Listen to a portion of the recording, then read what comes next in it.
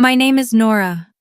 Your Honor, she never built anything for this company. She is just a bitter wife trying to steal my client's empire.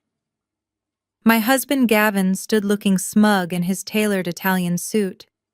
I did not scream. I did not cry. I simply sat there in silence while his lawyer pushed an insulting $5,000 settlement check across the heavy mahogany table. They thought they had backed me into a corner. They had no idea the judge was about to ask one single question that would legally dismantle his entire $50 million company right before his arrogant eyes. I am 33 years old, and until this morning, I thought I was happily married to the founder of Titan Logistics. Before I continue this story, please let me know where you are watching from in the comments below. Hit like and subscribe if you have ever had to let your silent success be the loudest revenge against people who underestimated your worth. Today was supposed to be a standard meeting for a minor tax audit. At least that is what Gavin told me when he asked me to meet him at the downtown courthouse. I wore my practical beige coat and carried my old laptop bag, the same one I had used for the last 5 years, while working 3 remote jobs to support us. Gavin had arrived separately in his brand new Porsche. When I walked through the doors of courtroom 4B, I realized immediately that this was not a tax audit. Gavin was not sitting alone. He was flanked by an aggressive divorce attorney named Richard Caldwell. The attorney had a stack of separation papers already printed, sorted, and ready for my signature. My husband of 7 years did not even have the decency to look me in the eye. He stared at his watch while Richard began to strip away my dignity for the official record. Your Honor, my client is the sole driving force behind Titan Logistics. Richard Caldwell announced, his voice echoing in the cavernous room. He built this logistics empire from the ground up. The respondent Nora has acted merely as a freelance data analyst and a basic bookkeeper. Her contributions to the actual value of the $50 million enterprise are virtually non-existent. Therefore, we are offering a generous one-time severance of $5,000 to help her transition into her new single life. $5,000. That was less than what Gavin spent on a weekend golf trip. My chest tightened, but I forced my breathing to remain slow and steady. I looked at the legal document pushed in front of me. It demanded that I waive all rights to marital assets, all claims to the company, and quietly vacate our shared home by 5 o'clock today. Through my peripheral vision, I could see Gavin looking at me. He was waiting for the breakdown. He was waiting for the hysterical tears, the screaming, the desperate pleading. That was always his favorite part of any argument, watching me crumble so he could play the rational, calm businessman. He thrived on making me look unstable. But I refused to give him the satisfaction. I kept my hands folded neatly in my lap and stared directly at the judge. The silence in the room grew thick and uncomfortable. Even the court stenographer paused, looking up from her typing machine. My attorney, Mr. Harrison, who I had frantically called from the hallway 20 minutes prior, placed a gentle hand on my shoulder. He looked at the paperwork, then looked up at the judge with an unbothered expression. Your Honor, given the surprise nature of this filing and the extreme undervaluing of my client's actual role in this marriage, we are requesting an immediate 48-hour recess to gather our formal response and submit Exhibit C to the court, Mr. Harrison said smoothly. Richard Caldwell scoffed loudly.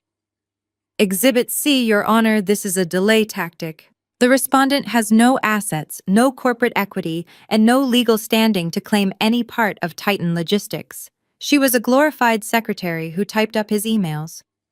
The judge, an older woman with sharp eyes, looked down at me from her high bench. Counselor Harrison, I will grant the 48-hour recess, but I expect this mysterious Exhibit C to be highly relevant. It will be, Your Honor, Mr. Harrison replied, packing his briefcase. Gavin slammed his hand on the table. Sign the paper, Nora. I picked up my worn bag, safely holding the encrypted hard drive containing the true source code for Titan Logistics. I looked straight into my husband's eyes, offered him a small, chilling smile, and walked out of the courtroom. The real war had officially begun. The heavy oak doors of the courtroom swung shut behind me, but the air in the corridor was just as suffocating. I had barely taken 5 steps toward the elevators before a wall of designer suits and expensive perfume blocked my path. It was Gavin's family. They had been waiting out here like vultures circling a carcass they believed was already dead. Jamal stepped right into my personal space. He is my African-American brother-in-law and the newly appointed vice president of Titan Logistics. He adjusted the cuffs of his custom-tailored shirt and let out a booming laugh that echoed off the cold marble walls. "Going somewhere so soon, Nora," he taunted. His voice was dripping with absolute disdain. "I guess the mediocre bookkeeper finally realized she cannot outsmart the CEO. What were you thinking in there? Did you really believe you could just walk away with half of a corporate empire because you balanced a few spreadsheets and ordered office supplies? You should have taken the $5,000. It is more than a glorified secretary like you deserves." I gripped the handle of my laptop bag. My thumb brushed against the fabric right where the encrypted hard drive was safely tucked away. The hard drive that held the lifeblood of his so-called corporate empire. I kept my face completely blank. Then Kelly shoved her way past her husband Jamal to get closer to me. Gavin's younger sister had never liked me, and today she was practically vibrating with malicious joy. She was clutching a Prada handbag that cost more than my entire wardrobe. "Oh, let her dream," Jamal Kelly sneered. "She always was a pathetic gold digger. We all knew it from the very start. You saw my brother building a multi-million-dollar company, and you dug your claws in deep. You thought you could just ride his coattails to the top without doing any real work. Well, the free ride is officially over, sweetie." Her words were so incredibly disconnected from reality that I almost laughed out loud. Ride his coattails. The absolute audacity was breathtaking. 5 years ago, when Titan Logistics was nothing more than a failing idea in Gavin's head, I was the one keeping the lights on. I worked 3 remote customer service jobs simultaneously just to pay our bills. I answered angry emails for a retail brand from 6 in the morning until noon. Then I did freelance data entry until dinner time. At night, I stayed up until 2 in the morning writing the complex logistical algorithms that Gavin could not even comprehend, let alone code. I paid our rent. I paid for his car. I funded his networking dinners while he played the big shot entrepreneur around town. But I did not say any of that. Explaining the truth to them would be a complete waste of breath. They were entirely committed to their comfortable delusion. My mother-in-law Diane stepped forward next. She looked me up and down with a look of pure, unadulterated disgust. She was wearing a heavy pearl necklace that Gavin had bought her last Christmas using the company credit card, which I had personally authorized just to keep the peace during the holidays. "Gavin has worked his fingers to the bone for Titan," Diane said, her voice trembling with manufactured outrage. "He sacrificed everything for that company. And you just sat at home in your cheap clothes playing on your little computer. You never built anything in your entire life, Nora. You are a complete leech. Sign the settlement papers and leave our family alone before Gavin decides to take that $5,000 off the table. He is already being far too generous to a woman like you." They all stood there glaring at me, forming a solid wall of arrogance and entitlement. They truly believed I was a helpless little woman who was about to be tossed onto the street with nothing. They thought Titan Logistics functioned by magic or by Gavin's sheer brilliance. None of them realized that the complex routing software dictating every delivery, every truck route, and every profit margin was legally registered to a private limited liability company that I owned entirely. I had given Gavin a courtesy license to use my intellectual property for $1 a year, and that license was entirely revocable at my discretion. "Are you quite finished?" I asked softly, keeping my tone perfectly even. Jamal scoffed, shaking his head. "Look at her. She does not even have the spine to defend herself. Just pack your bags, Nora. Gavin wants you out of the house by tonight." "I am leaving," I replied, my voice calm and steady. "But you might want to check your phones before you celebrate too hard. Traffic is going to be terrible today." I sidestepped Jamal, ignoring Kelly's dramatic eye roll and Diane's huff of indignation. I pressed the elevator button. The doors opened immediately. I stepped inside, turned around, and offered them one final, composed look as the heavy metal doors slid shut, cutting off Kelly's harsh laughter. I stepped out of the courthouse into the crisp afternoon air, leaving the echoing halls of justice behind me. The 20-minute ride share trip to our house gave me plenty of time to process the sheer audacity of the ambush. I sat in the back seat, watching the towering glass and steel city buildings fade into the sprawling manicured lawns of our exclusive suburban neighborhood. Gavin and I had purchased the 5-bedroom property 3 years ago when Titan Logistics was just starting to show a profit. I was the one who paid the $80,000 down payment using my savings from years of freelance data analysis. Gavin had convinced me to put the deed entirely under his family trust, claiming it was a brilliant tax protection strategy for his rising business and our future children. It was a classic financial manipulation tactic designed to leave me with absolutely nothing, and I had been far too trusting to see the trap closing around me. But today, I was not mourning the loss of the brick and mortar. The car pulled up to the familiar wrought iron gates of our long driveway. I asked the driver to wait and stepped out onto the cobblestone path. My eyes immediately locked onto the front lawn. Resting on the perfectly trimmed green grass directly under the large oak tree were 6 large, heavy-duty black trash bags. My clothes, my books, my personal framed photographs all casually tossed onto the lawn, like garbage left out for the weekly collection. Sitting on the expensive wooden porch swing was my mother-in-law Diane. She was casually sipping a tall glass of iced tea, looking exactly like a queen surveying her conquered kingdom. She wore a smug expression that mirrored her son's, and held up a shiny new set of brass keys, dangling them proudly in the bright afternoon sunlight. "You actually came back," she called out, her voice dripping with heavy condescension. "Gavin told me you would probably try to sneak in and steal some of his valuables before you finally left the neighborhood. I had the locksmith change all the deadbolts an hour ago." "Do not even bother stepping foot on the porch, Nora." I walked slowly up the driveway, stopping just short of the discarded plastic bags. "My belongings are in these bags, Diane," I stated calmly, keeping my face perfectly neutral. "Did you pack them yourself?"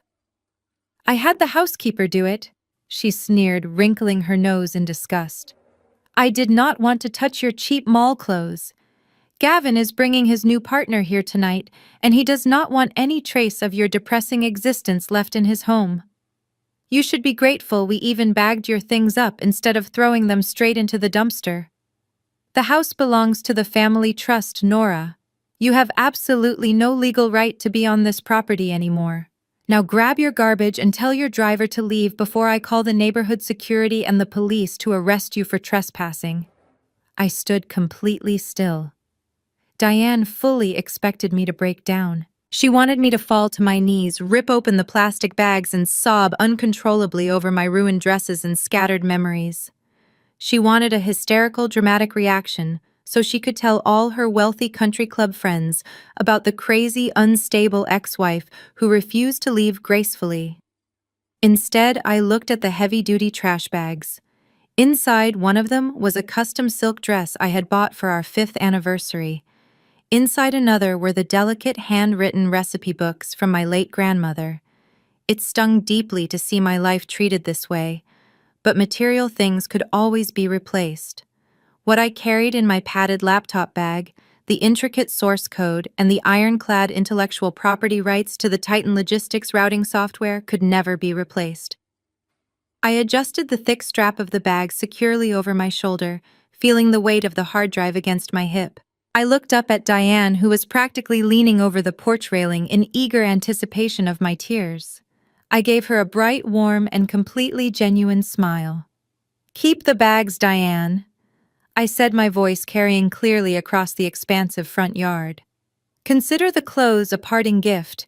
You are going to need something nice to wear when the bank forecloses on this beautiful house." Her smug expression faltered for a fraction of a second. The iced tea trembled slightly in her perfectly manicured hand, splashing over the rim. "You are completely delusional, Nora," she snapped back, her voice losing its composed, arrogant edge. Gavin is worth tens of millions of dollars. You are absolutely nothing. I did not argue with her.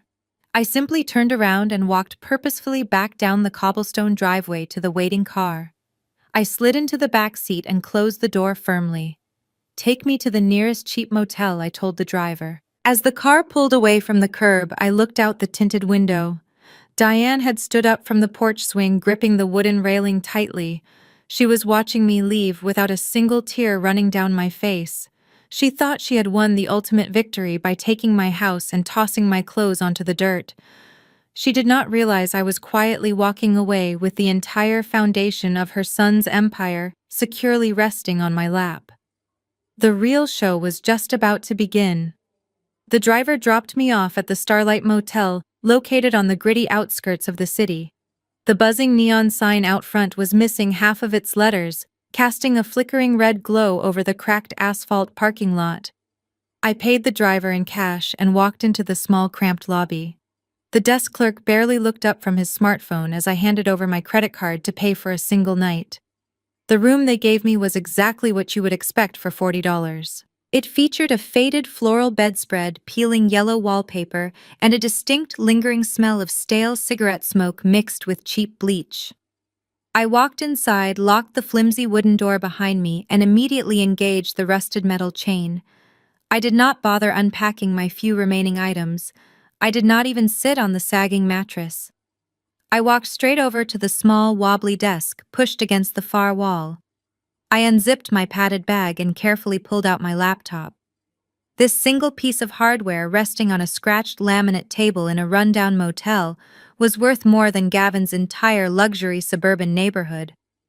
I plugged in my portable encrypted mobile hotspot, ensuring my internet connection was entirely secure and completely untraceable. I booted up the machine and bypassed the standard operating system entirely.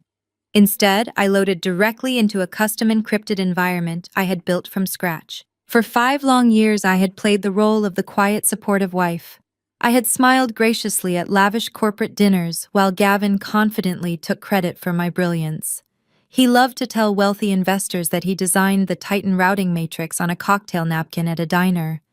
The truth was, I had spent thousands of sleepless hours writing tens of thousands of lines of complex code.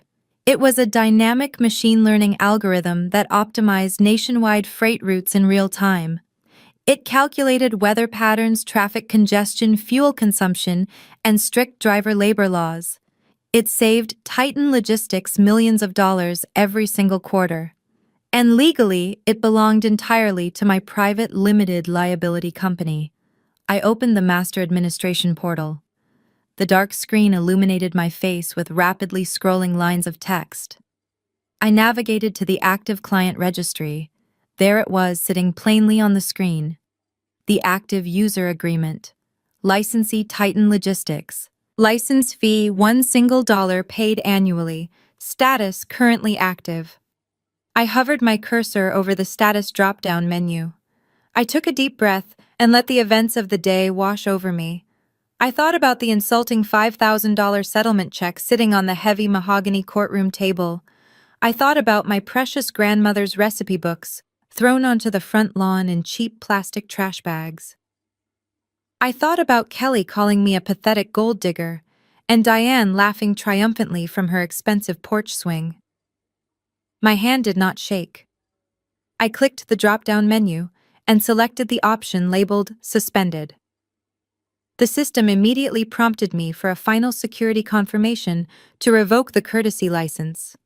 I typed my 32-character master password without hesitating and pressed the Enter key. It took exactly 4 seconds for the suspension command to hit the main cloud servers. 4 seconds for the digital heart of Titan Logistics to completely stop beating. I leaned back in the uncomfortable wooden chair, folded my arms, and watched the server traffic monitor on my screen. Almost immediately, the red error logs began to cascade down the digital display like a violent waterfall. Access denied. Routing protocol failed. Dispatch offline. Across the country, over 400 heavy-duty Titan delivery trucks were suddenly flying blind. Driver navigation tablets in the cabs of 18-wheelers were freezing mid-route. Warehouse loading manifests were vanishing entirely from terminal screens, delaying millions of dollars in freight. High-value client tracking portals were crashing and throwing up critical system errors.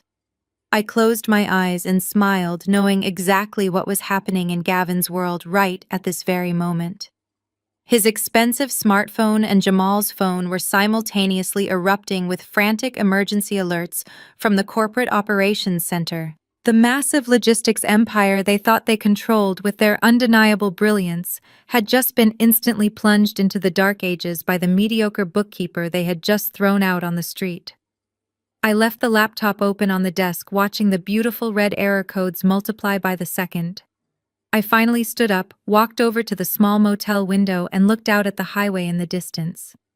Gavin had wanted a divorce to cut me out of his phenomenal success.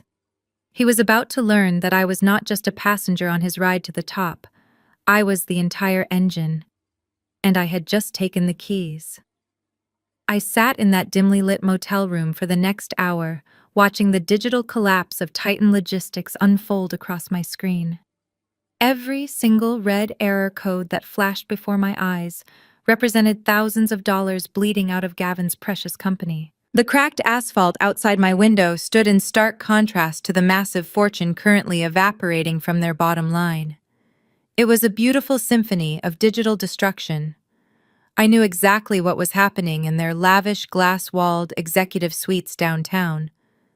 The initial confusion would have quickly morphed into absolute panic. At the Titan Logistics headquarters, the massive monitors lining the operations floor were aggressively flashing emergency warnings. Dispatchers were desperately trying to manually route drivers, but without my algorithm, it was mathematically impossible to manage the sheer volume of freight. Hundreds of 18-wheelers loaded with time-sensitive cargo were pulling into rest stops across the country, effectively stranded. Gavin and his brother-in-law Jamal would be standing in the center of the chaos, clueless about how their own company functioned. They had spent years pretending to be tech visionaries while treating me like the hired help. Now their lack of actual knowledge was being exposed to the entire corporate office. The wealthy investors who thought Gavin was a rare logistics genius were about to see right behind the curtain. Instead of realizing the truth about the suspended license, Jamal reacted exactly how I predicted he would. With his massive ego bruised and his authority threatened, he marched directly down to the IT department. He did not bother asking for a diagnostic report or trying to understand the root cause of the sudden system failure. Jamal simply needed a scapegoat to protect his own image and mask his technical ignorance. He cornered the lead system developer and began screaming about sheer incompetence and breach of contract. When the bewildered developer tried to explain that the core routing matrix had been externally revoked, Jamal utterly refused to listen. He arrogantly blamed the IT team for running a faulty software update and fired 2 senior developers on the spot. He thought terminating employees would make him look like a decisive leader in front of the panicked staff. In reality, he had just fired the only 2 people who might have eventually figured out what I had actually done. While Jamal was busy destroying the IT department morale, my burner phone buzzed loudly on the cheap laminate desk. It was a rapid succession of angry text messages from Gavin. I picked up the device and read his frantic words. The first message was demanding and filled with rage. "What did you do to the servers, Nora?" The second message arrived mere seconds later. "I know you guessed my admin password before you left the house. This is federal sabotage. Turn it back on right now or I am calling the police." The third message was a pathetic attempt at intimidation. "You think freezing the trucks will get you more than $5,000? You are dead wrong. I am going to ruin you for this." I stared at the glowing screen of the phone, feeling a profound sense of vindication. Gavin truly believed this was just a petty act of temporary vengeance. He honestly thought I had simply guessed his password and locked him out of his own system out of spite. His brain could not comprehend the reality that I owned the system itself. He still saw me as the mediocre bookkeeper trying to cause a temporary headache. I typed out a single calculated reply. I did not guess your password, Gavin. You might want to have your legal team read Section 4 of the original intellectual property registration you signed 5 years ago. I hit send and tossed the phone onto the faded floral bedspread. I did not need to be in the room with him to know how his face would look when he read that text. He would probably show it to Jamal and they would both laugh it off as the desperate bluff of a crazy ex-wife. They were too blinded by their own arrogance to stop and actually read the legal documents that governed their $50 million empire. Their willful ignorance was my greatest weapon, and I was going to let them keep digging their graves until there was absolutely no way out.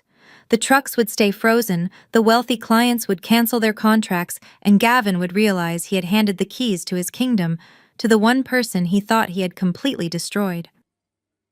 The next morning, the harsh sunlight crept through the thin motel curtains, waking me from a surprisingly deep sleep. I packed up my laptop, ensuring the secure connection was properly terminated, and headed downtown. I had scheduled an early breakfast meeting with my attorney, Mr. Harrison, at a quiet upscale coffee shop near the financial district.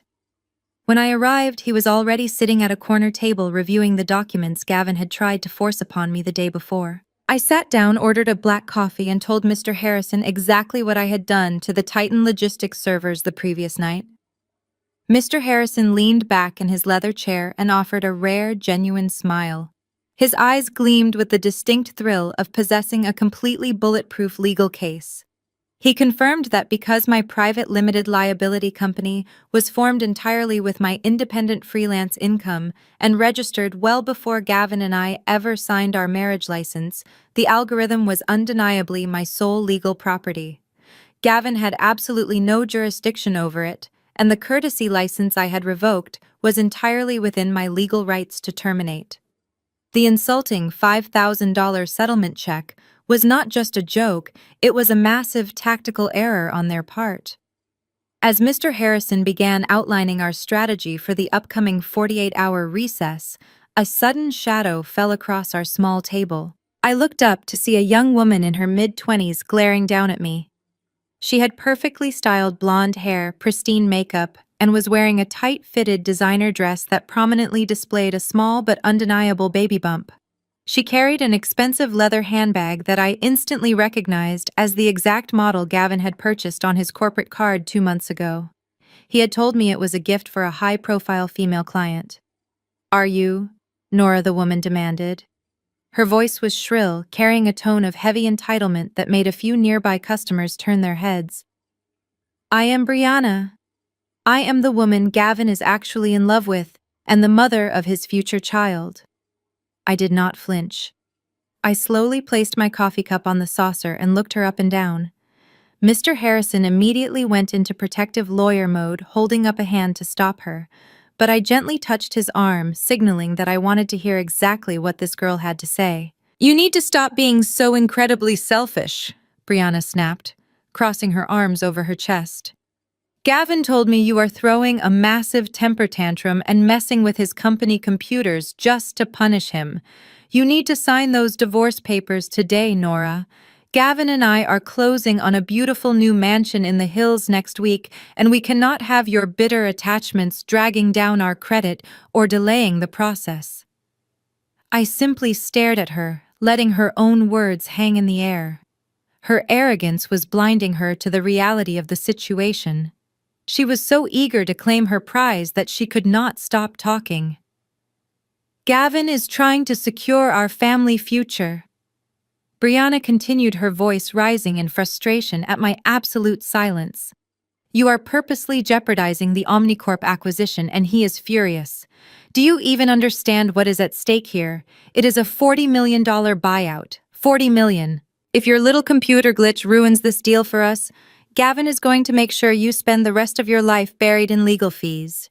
So take your $5,000 and go back to whatever sad little life you had before you met a real man." The air in the coffee shop seemed to stand entirely still. I slowly turned my head and exchanged a brief, knowing look with Mr. Harrison. The missing piece of the puzzle had just been handed to us on a silver platter by the mistress herself. Gavin was not just filing for a rapid divorce to be with Brianna. He was aggressively rushing the settlement to legally detach me from his assets before finalizing a $40 million corporate sale to Omnicorp. He wanted me out of the picture so he could pocket the entire fortune without me ever knowing the company had been acquired.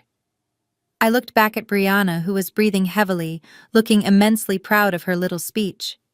I offered her a polite, almost pitying smile. "Brianna," I said, my voice soft and perfectly controlled, "I highly recommend you hold off on ordering any expensive custom furniture for that new mansion in the hills. And you might want to ask your real man exactly what he is trying to sell to Omnicorp, because right now his $40 million company is worth less than the coffee sitting on this table."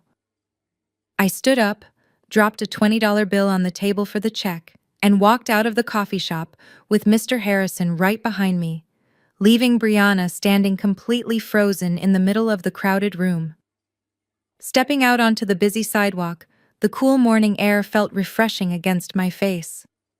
Mr. Harrison nodded to me and headed toward his office, leaving me to navigate the rest of my day. I reached into my purse to pull out my phone, intending to order a ride back to the motel. As the screen illuminated, I saw a notification from my banking app. It was a standard low balance alert. I swiped to open the application and stared at the numbers displayed on the screen. The joint checking account I shared with Gavin, which had held nearly $80,000 just yesterday morning, now showed a balance of exactly $0.00. A second notification popped up, this time from the credit card company. My primary credit card, the one I had just used to pay for the motel the night before, was now flagged as suspended. I tried logging into my secondary cards and found the exact same result across the board. Gavin had systematically frozen every single line of credit attached to my name and drained our entire liquid savings in a matter of hours. He was executing a classic financial squeeze, attempting to starve me out, so I would be forced to crawl back and accept his miserable $5,000 settlement out of pure desperation. What made the empty account so incredibly insulting was the fact that I had personally funded more than half of it. Years ago, when Titan Logistics was just a struggling startup, I deposited all my freelance earnings into that very same account to keep us afloat. I paid for his expensive business lunches, his custom suits, and the marketing materials he needed to impress his early investors. Now he was using my own hard-earned money to punish me. I stood on the corner of the busy intersection watching the city traffic roll by. 5 years ago, this move would have terrified me. 5 years ago, I would have been crying on the phone, begging him to leave me enough money to simply buy groceries. But today, I felt absolutely nothing but a cold, calculating sense of clarity. He thought he was playing a brilliant game of chess, but he was simply handing me more ammunition. My phone vibrated in my hand, buzzing with a new incoming text message. It was not from Gavin. It was from his sister Kelly. I opened the message and a high-resolution photo slowly loaded onto my screen. It was a picture of a massive diamond engagement ring resting in an expensive velvet box, sitting right on the polished mahogany desk in Gavin's corporate office. The diamond was obnoxiously large and surrounded by a tacky halo of smaller stones. Beneath the photo, Kelly had typed a long, gloating message. "Gavin just showed me the ring he bought for Brianna. It is absolutely stunning, Nora. Way better than the cheap little band you always wore. He drained your joint account to pay for it in cash today. He said since you refused the settlement, he is going to make sure you do not get a single dime of his money. Have fun living in that disgusting motel while Brianna gets the life you always wanted. You lost, Nora, so just give up." I read her message twice, letting the sheer stupidity of her words sink in. Kelly was so eager to hurt me, so desperate to rub my face in my husband's infidelity, that she did not realize what she had just done. She had just provided me with documented written proof of intentional marital asset dissipation. In family court, draining a joint marital account to purchase a luxury item for a mistress during an active divorce proceeding is highly illegal. It proves bad faith and allows the judge to heavily penalize the offending spouse. Gavin had been stupid enough to brag about his financial crimes to his sister, and Kelly had been arrogant enough to put it in writing and send it directly to my personal phone. I did not reply to Kelly. I did not give her the satisfaction of an angry or heartbroken response.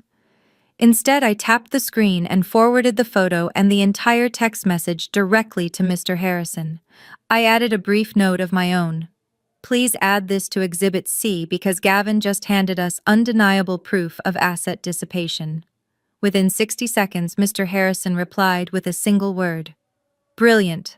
I slid the phone back into my pocket. I still had plenty of cash in my wallet, and my private business accounts for the limited liability company, which held my intellectual property licensing fees, were entirely separate and completely untouchable by Gavin. He thought he had cut off my air supply. He thought I was standing on this street corner, panicking about how I was going to survive. I hailed a passing taxi, paying the driver in cash to take me back to the Starlight Motel. The suspension of the Titan logistics server was already causing them millions of dollars in damages, but I knew Gavin and Jamal would try to find a workaround. They would try to lie their way out of the disaster to save the Omnicorp buyout. It was time for me to tighten the noose even further and make sure their precious $40 million deal collapsed entirely under the weight of their own staggering ignorance. I watched the city skyline blur past the taxi window, feeling more powerful than I ever had before. The taxi dropped me off a few blocks away from the Starlight Motel at a small rundown diner with flickering fluorescent lights. I had not eaten a real meal since before the courtroom ambush, and the adrenaline was finally starting to wear off, leaving me exhausted and starving. I walked inside, slid into a cracked vinyl booth near the back, and ordered a simple black coffee and a plate of scrambled eggs. As I waited, I opened the browser on my phone and checked the industry news. It did not take long to find exactly what I was looking for. A major logistics trade website had just published a breaking news article about Titan Logistics. They had officially lost their biggest national freight contract. A massive retail distributor had pulled their account after nearly 24 hours of zero visibility on their shipments. Titan was bleeding millions of dollars by the hour. I took a sip of the bitter diner coffee and smiled. Just as the waitress set my plate of eggs on the table, the bell above the diner door jingled aggressively. I looked up and saw Jamal storming into the restaurant.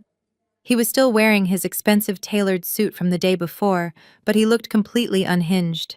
His tie was loosened.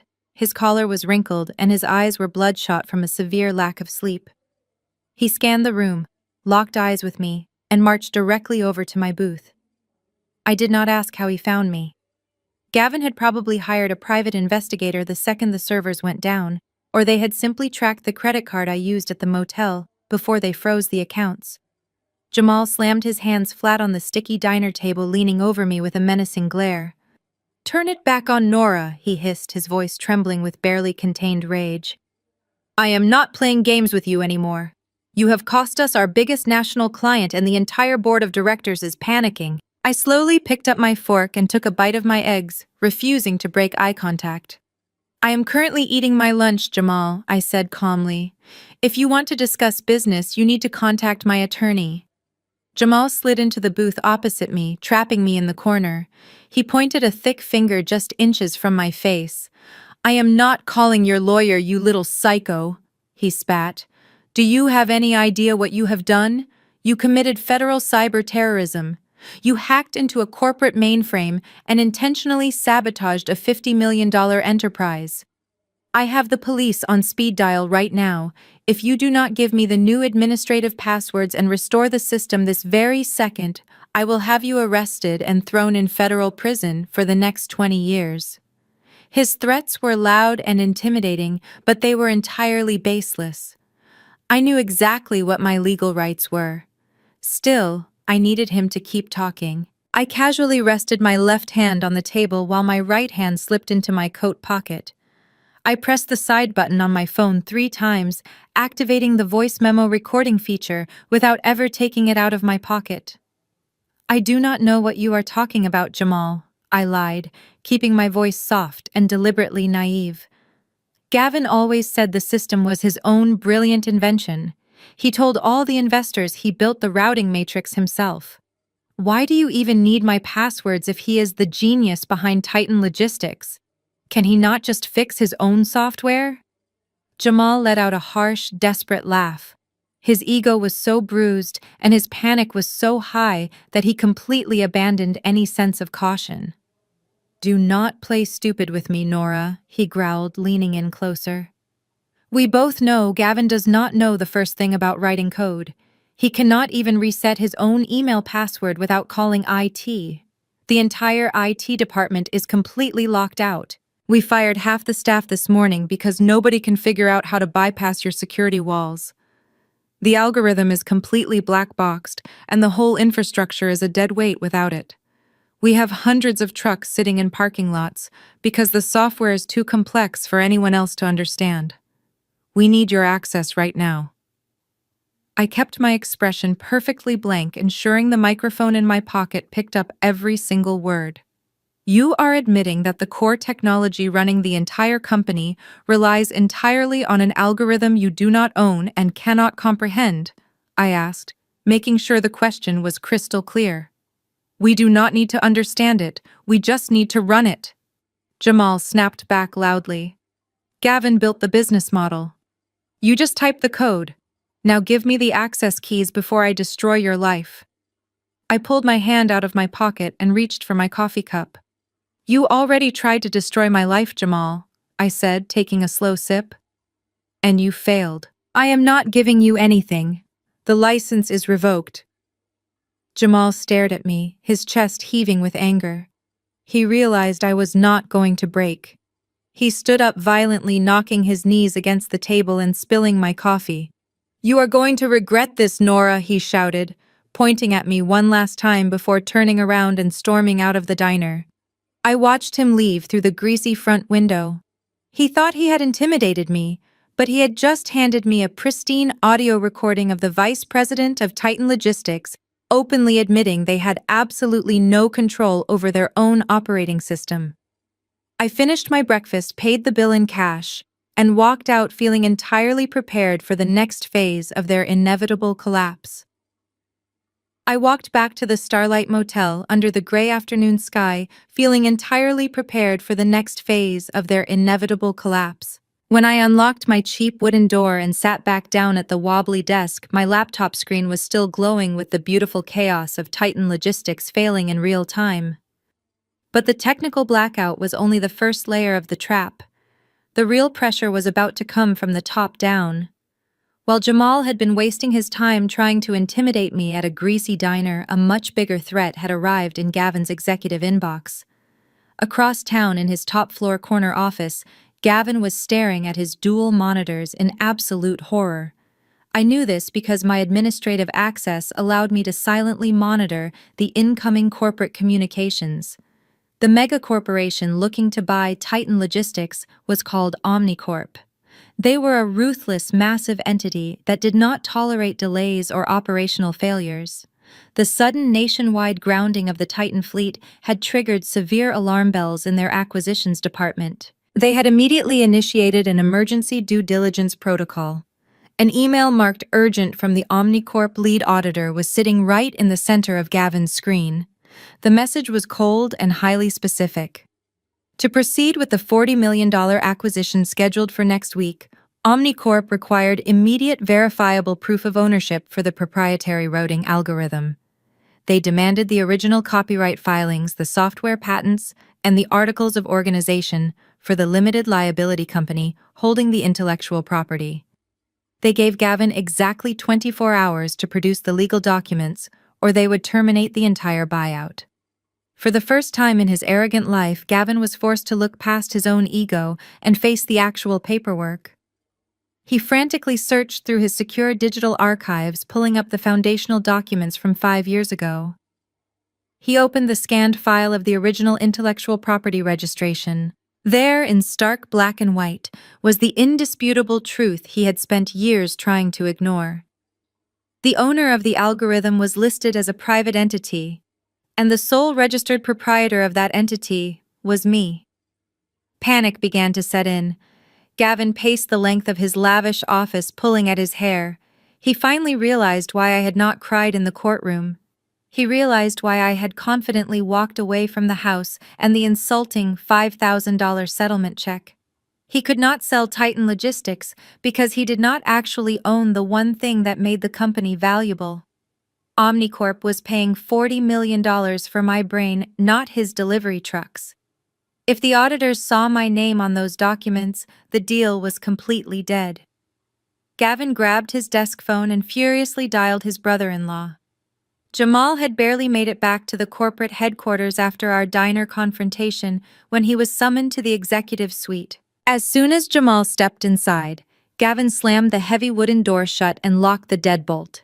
He spun the computer monitor around so Jamal could see the Omnicorp email and the original intellectual property registration side by side. "Read it," Gavin demanded, his voice cracking with desperation. "Read the name on the ownership certificate, Jamal." Jamal leaned over the mahogany desk, his eyes scanning the legal text. The remaining color drained completely from his face. He looked up at Gavin in pure shock. "It is in her name," he whispered. "The entire routing matrix belongs to Nora. Why would you let your wife put her name on the core asset of your company?" "Because I did not think it mattered," Gavin shouted, throwing his hands up. "She was just a bookkeeper. I thought it was a basic tax loophole. I did not know she was going to weaponize it during a divorce. If Omnicorp sees this document, they will walk away from the table today. The board of directors will crucify us, and the bank will call in the commercial loans by Friday. We will lose absolutely everything." Jamal stared at the screen, the reality of their impending financial doom settling heavily on his shoulders. "What are we going to do?" he asked, his voice trembling. "She explicitly told me at the diner she is not giving up the rights." Gavin stepped closer to Jamal, his eyes darkening with a reckless, dangerous intent. He had built his entire identity on being a wealthy, self-made winner, and he was not about to let me take that away from him. He pointed a shaking finger at the digital document on the screen. "I am not losing my company to a bitter ex-wife," he hissed.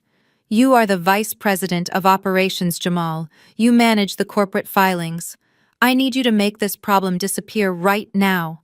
I do not care how you do it. Just fix the paperwork so it shows my name before the Omnicorp auditors arrive tomorrow morning. Fix it." Jamal stared at Gavin, realizing the gravity of what he was being asked to do. Forging a legal document for a $40 million federal acquisition was not a minor infraction. It was a massive felony. But the fear of losing his plush executive lifestyle and the massive salary he did absolutely nothing to earn outweighed his common sense. He nodded slowly and retreated to his own office, locking the heavy door securely behind him. He spent the next 3 hours frantically digging through old employee files, digital archives, and corporate tax returns until he finally found exactly what he needed. It was a clear, high-resolution scan of my signature on a joint tax filing from 3 years ago. Using a sophisticated software program, Jamal carefully lifted my signature from the old tax document, isolating the ink strokes perfectly. He then drafted a completely fabricated transfer of intellectual property agreement. The fake document explicitly stated that I, Nora, the sole owner of the private limited liability company, was willingly and permanently transferring all ownership rights of the Titan Logistics routing algorithm directly to Gavin. The most crucial part of their criminal endeavor was the date.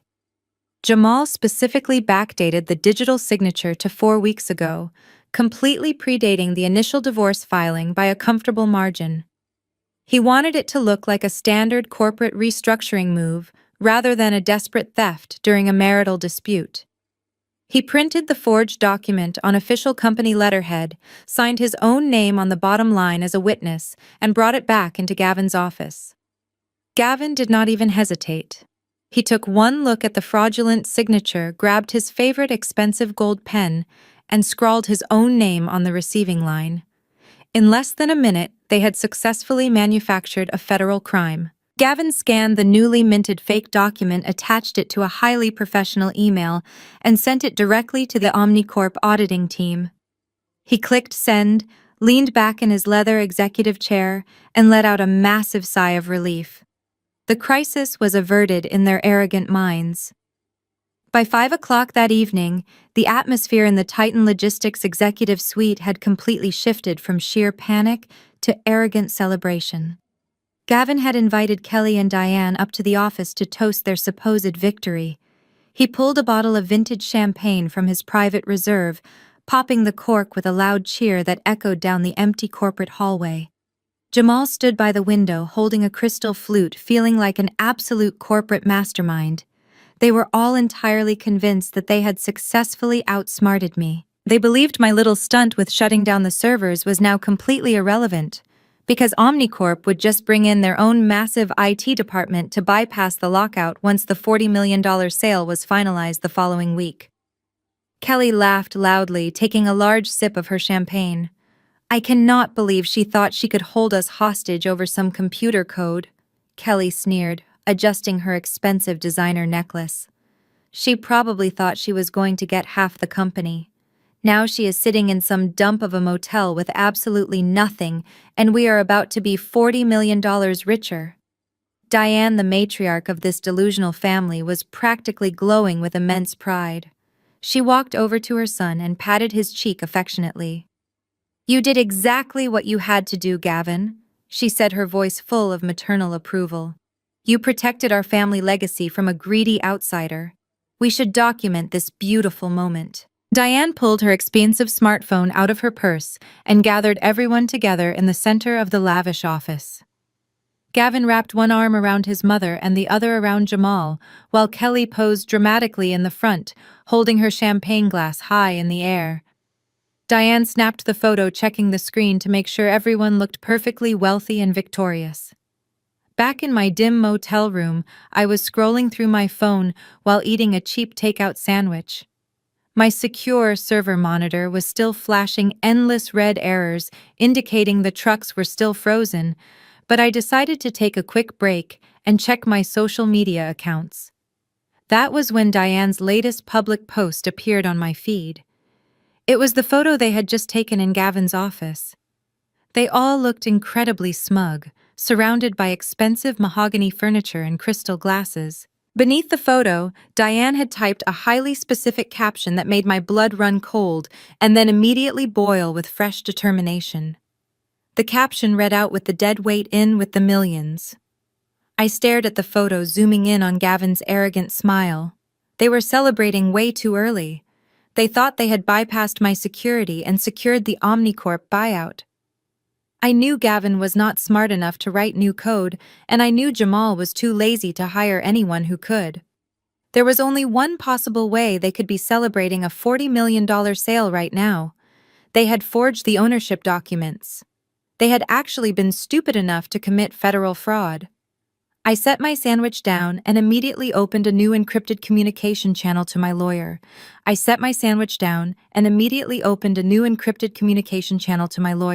I typed a rapid message to Mr. Harrison explaining the social media post and my strong suspicion that Gavin and Jamal had manufactured a fraudulent ownership document to satisfy the Omnicorp auditors.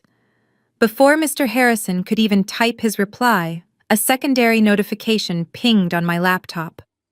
This alert came from a secure, anonymous Dropbox I had set up years ago for internal system diagnostics. I clicked on the incoming file and saw a message from Brian. Brian was a senior accountant at Titan Logistics. Over the past 5 years, he was one of the very few people in that massive corporate office who had always treated me with genuine professional respect. He knew I was the one fixing the financial discrepancies late at night. Because of his senior position, Brian had been assigned to manage the digital data room for the Omnicorp due diligence audit. His message was short, frantic, and terrifyingly clear. He wrote that Jamal had just uploaded a highly sensitive intellectual property transfer document to the Omnicorp portal. Brian knew my signature, and he knew I would never willingly hand over the algorithm. He had secretly downloaded a copy of the file before logging out for the night. I opened the attached PDF document and stared at the screen in absolute disbelief. It was exactly what I had predicted, but seeing it in high resolution made the reality of their sheer stupidity hit me like a physical blow. There was my signature perfectly lifted from an old joint tax return and seamlessly placed onto a complete fabrication. The document explicitly stated I was surrendering all rights to the routing matrix. Worse yet, Jamal had backdated the digital timestamp to a month before the divorce filing. They had actually done it. They had crossed the line from arrogant marital bullying directly into the realm of a federal felony. I immediately forwarded the file to Mr. Harrison. His response came through less than a minute later, and his words were sharp. "This is wire fraud, forgery, and perjury in a major corporate acquisition," he wrote. "If Omnicorp relies on this document to finalize a $40 million purchase, Gavin and Jamal will be looking at decades in federal prison. Do you want me to contact the authorities and file an emergency injunction to stop the sale?" I sat back in my creaky wooden chair and looked at the blinking cursor on the screen. Stopping the sale right now by calling the police would certainly ruin Gavin. He would be arrested and the scandal would destroy Titan Logistics. But if I did that, Omnicorp would simply walk away from the deal entirely. They would take their $40 million and find another logistics company to buy. I did not just want to destroy Gavin. I wanted to take the empire he claimed he built and legally hand it over to myself. I owned the algorithm. I was the intellectual property. There was absolutely no reason I should lose out on a massive payday just because my soon-to-be ex-husband was a criminal. No, I typed back to my lawyer. Do not contact the police and do not warn Gavin's legal team. If we warn them now, they will just delete the file from the portal and claim it was an administrative error uploaded by mistake. We need them to fully commit to the lie.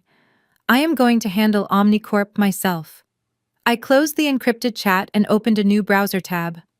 I accessed the private business account tied to my limited liability company. Gavin had frozen all of my personal credit cards and completely drained our joint checking account, but he had absolutely no jurisdiction over my corporate funds.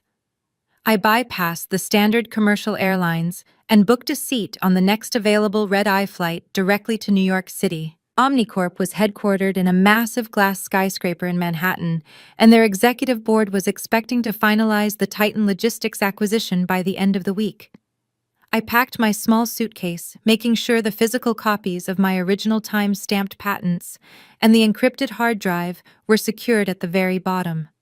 I changed out of my comfortable motel clothes and put on a sharp-tailored business suit I had managed to pack before Diane threw the rest of my wardrobe onto the lawn. I looked at myself in the cracked mirror of the Starlight Motel bathroom. I was no longer the quiet, supportive wife staying in the shadows. I was the sole proprietor of a technology worth tens of millions of dollars, and I was about to walk right into the boardroom of a mega corporation. I grabbed my bags, locked the flimsy wooden door behind me, and hailed a taxi to the airport. Gavin thought he had buried me in the dirt, but I was already in the sky preparing to rain absolute destruction down on his entire world. The morning sun was reflecting off the massive glass skyscrapers of Manhattan as my taxi pulled up to the Omnicorp headquarters. I paid the driver, stepped out onto the busy sidewalk, and looked up at the towering structure. Gavin had always talked about this building with a kind of desperate reverence. He saw it as the ultimate symbol of corporate power and his golden ticket to unimaginable wealth. I just saw it as the place where I was going to legally dismantle his entire life. I walked through the revolving doors into a lobby that looked like a modern art museum.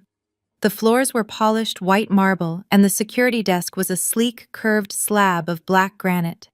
I approached the smartly dressed security guard and calmly stated my business. I told him I was the sole intellectual property owner of the Titan Logistics routing matrix, and I needed to speak with the lead acquisitions director immediately regarding an active instance of federal wire fraud. The guard blinked in surprise, but my confident tone and my professional attire left no room for argument. He made a quick phone call, and within 5 minutes, a young assistant was escorting me into a private, glass-walled elevator. We rode up to the 50th floor in complete silence. The elevator doors opened to a massive executive boardroom overlooking the city skyline. Sitting around a long mahogany table were 3 senior executives, including the lead auditor for the Titan acquisition, a stern-looking man named Mr. Wallace. They looked confused as I walked into the room and placed my briefcase on the table. Mr. Wallace stood up, adjusting his glasses. He recognized me from the corporate background checks and asked why Gavin was not with me. He stated that Omnicorp was finalizing the $40 million transfer today based on the ownership documents Titan had submitted yesterday afternoon. I opened my briefcase and pulled out the thick stack of original time-stamped patents, the articles of organization for my private limited liability company, and the unedited tax return showing my authentic signature. I slid the pristine documents across the polished wood table directly in front of Mr. Wallace. Gavin is not here because Gavin does not own the technology you are trying to buy, I said, keeping my voice perfectly steady and clear. The document his vice president uploaded to your secure portal yesterday is a complete forgery. They lifted my signature from an old joint tax return and backdated a fake intellectual property transfer to push this sale through. I am the sole creator and the legal owner of the routing algorithm. The room went dead silent. Mr. Wallace picks up my original documents and began comparing them to the digital files on his tablet. The other two executives leaned in, their expressions shifting from polite confusion to severe corporate alarm. They were looking at undeniable proof of a massive felony committed during their due diligence process. I did not stop there. I explained exactly how I had built the machine learning matrix over the last 5 years, working late into the night while Gavin took all the credit. I explained the specific parameters of the code, how it actively analyzed weather patterns, driver fatigue regulations, and real-time fuel costs to save the company millions. I explained that I had granted Titan Logistics a simple revocable courtesy license, which I had legally suspended 2 days ago. I told them that the nationwide blackout of the Titan fleet was not a technical glitch or an IT failure, as Gavin had undoubtedly claimed. It was me taking back my property because of a hostile divorce filing. Mr. Wallace set the papers down and looked at me with a mixture of absolute shock and growing admiration. You completely paralyzed a $50 million logistics company from a remote location in a matter of seconds because they tried to steal your asset, he asked, his voice reflecting a sudden deep respect. I nodded, making direct eye contact with the most powerful man in the room. I built the empire, Mr. Wallace, I replied simply, and I can shut it down just as easily. The executives exchanged a long, calculating look. They were ruthless businessmen who valued efficiency and intelligence above all else. They instantly understood the reality of the situation. Gavin was a fraud, a massive legal liability, and a soon-to-be convicted felon. Titan Logistics without my software was just a disorganized fleet of depreciating metal trucks carrying a massive mountain of corporate debt. But the algorithm itself, the brilliant, flawless code that could optimize their entire global supply chain, was sitting right in front of them, controlled entirely by a woman who had just outsmarted an entire executive board without breaking a sweat. We do not want Gavin or his failing company, Mr. Wallace finally said, leaning forward and folding his hands on the table. We want the algorithm, Nora. We want the technology you built, and we want you to integrate it into our existing national framework. I smiled, feeling the absolute certainty of my victory settling over me. That is exactly why I flew here, I told them. Gavin thought he was selling you my brain for $40 million to fund his new life with his pregnant mistress. I am here to negotiate the sale of my own asset on my own terms, and Gavin gets absolutely nothing. Mr. Wallace and the Omnicorp executive team did not need any further convincing. Within 2 hours, we had drawn up a preliminary agreement that bypassed Titan Logistics entirely. I signed a direct licensing and acquisition contract for my routing algorithm, guaranteeing me an upfront payment of $60 million and a prominent seat on their technology advisory board. The deal was contingent on one final aggressive move. We had to legally obliterate Gavin and his forged documents to clear the path. I flew back to my city late Wednesday night, feeling a profound sense of peace. The next day was Thanksgiving. While most families were gathering around warm hearths, I was sitting on the edge of a sagging mattress in the Starlight Motel. The heating unit rattled loudly in the corner, trying to fight off the November chill. I walked over to the small stained microwave and placed a frozen turkey dinner inside. I watched the orange light flicker as the cheap plastic tray slowly rotated. To an outsider driving past the parking lot and looking through the smudged glass window, I probably looked like the absolute most pathetic woman in the entire world. A discarded wife spending the holidays alone eating processed food in a roadside motel. But looks can be incredibly deceiving. I was not lonely, and I was certainly not defeated. I was a multi-million-dollar technology proprietor, simply waiting for the perfect moment to strike. I pulled my hot plastic tray from the microwave, sat down at the wobbly desk, and opened my laptop. Across town, a very different Thanksgiving scene was unfolding at the highly exclusive Pine View Country Club. Gavin had reserved the largest private dining room overlooking the pristine 18th hole. He was hosting a massive lavish dinner for our entire extended family and a few key investors. He wanted to publicly flaunt the impending Omnicorp buyout. I knew exactly what was happening because Kelly had been aggressively posting videos on her social media accounts all afternoon. I watched a video on my phone showing Gavin standing at the head of a massive oak table, raising a crystal glass of expensive champagne. Brianna, his pregnant mistress, was sitting right beside him, wearing a custom maternity dress and dripping in diamonds he had bought with my money. Diane was glowing with pride, surrounded by wealthy friends. Jamal was laughing loudly, smoking an imported cigar on the terrace, and acting like he was the undisputed king of the corporate world. They were all celebrating a $40 million victory they believed they had secured through forgery and theft. They thought the Omnicorp auditors had accepted their fake documents without question, and the millions of dollars were practically sitting in their bank accounts. They had absolutely no idea that the ground beneath their expensive designer shoes had already completely vanished. I ate a piece of dry, microwave turkey and checked the time on the bottom corner of my screen. It was exactly 4 p.m. The country club dinner would be moving to the main course right about now. It was the perfect time to serve my own dish. I opened a secure group chat with Mr. Harrison and the elite legal team from Omnicorp. Everything was prepared and waiting for my final authorization. Omnicorp had drafted a massive aggressive cease and desist order, accompanied by a $20 million lawsuit for intellectual property infringement and federal wire fraud. The documents explicitly named Gavin Jamal and the entire corporate entity of Titan Logistics directly. "Are we ready to proceed?" Mr. Harrison asked in the secure chat. I took a sip of motel tap water from a plastic cup. "Execute the order," I typed back. I hit send and leaned back in my chair.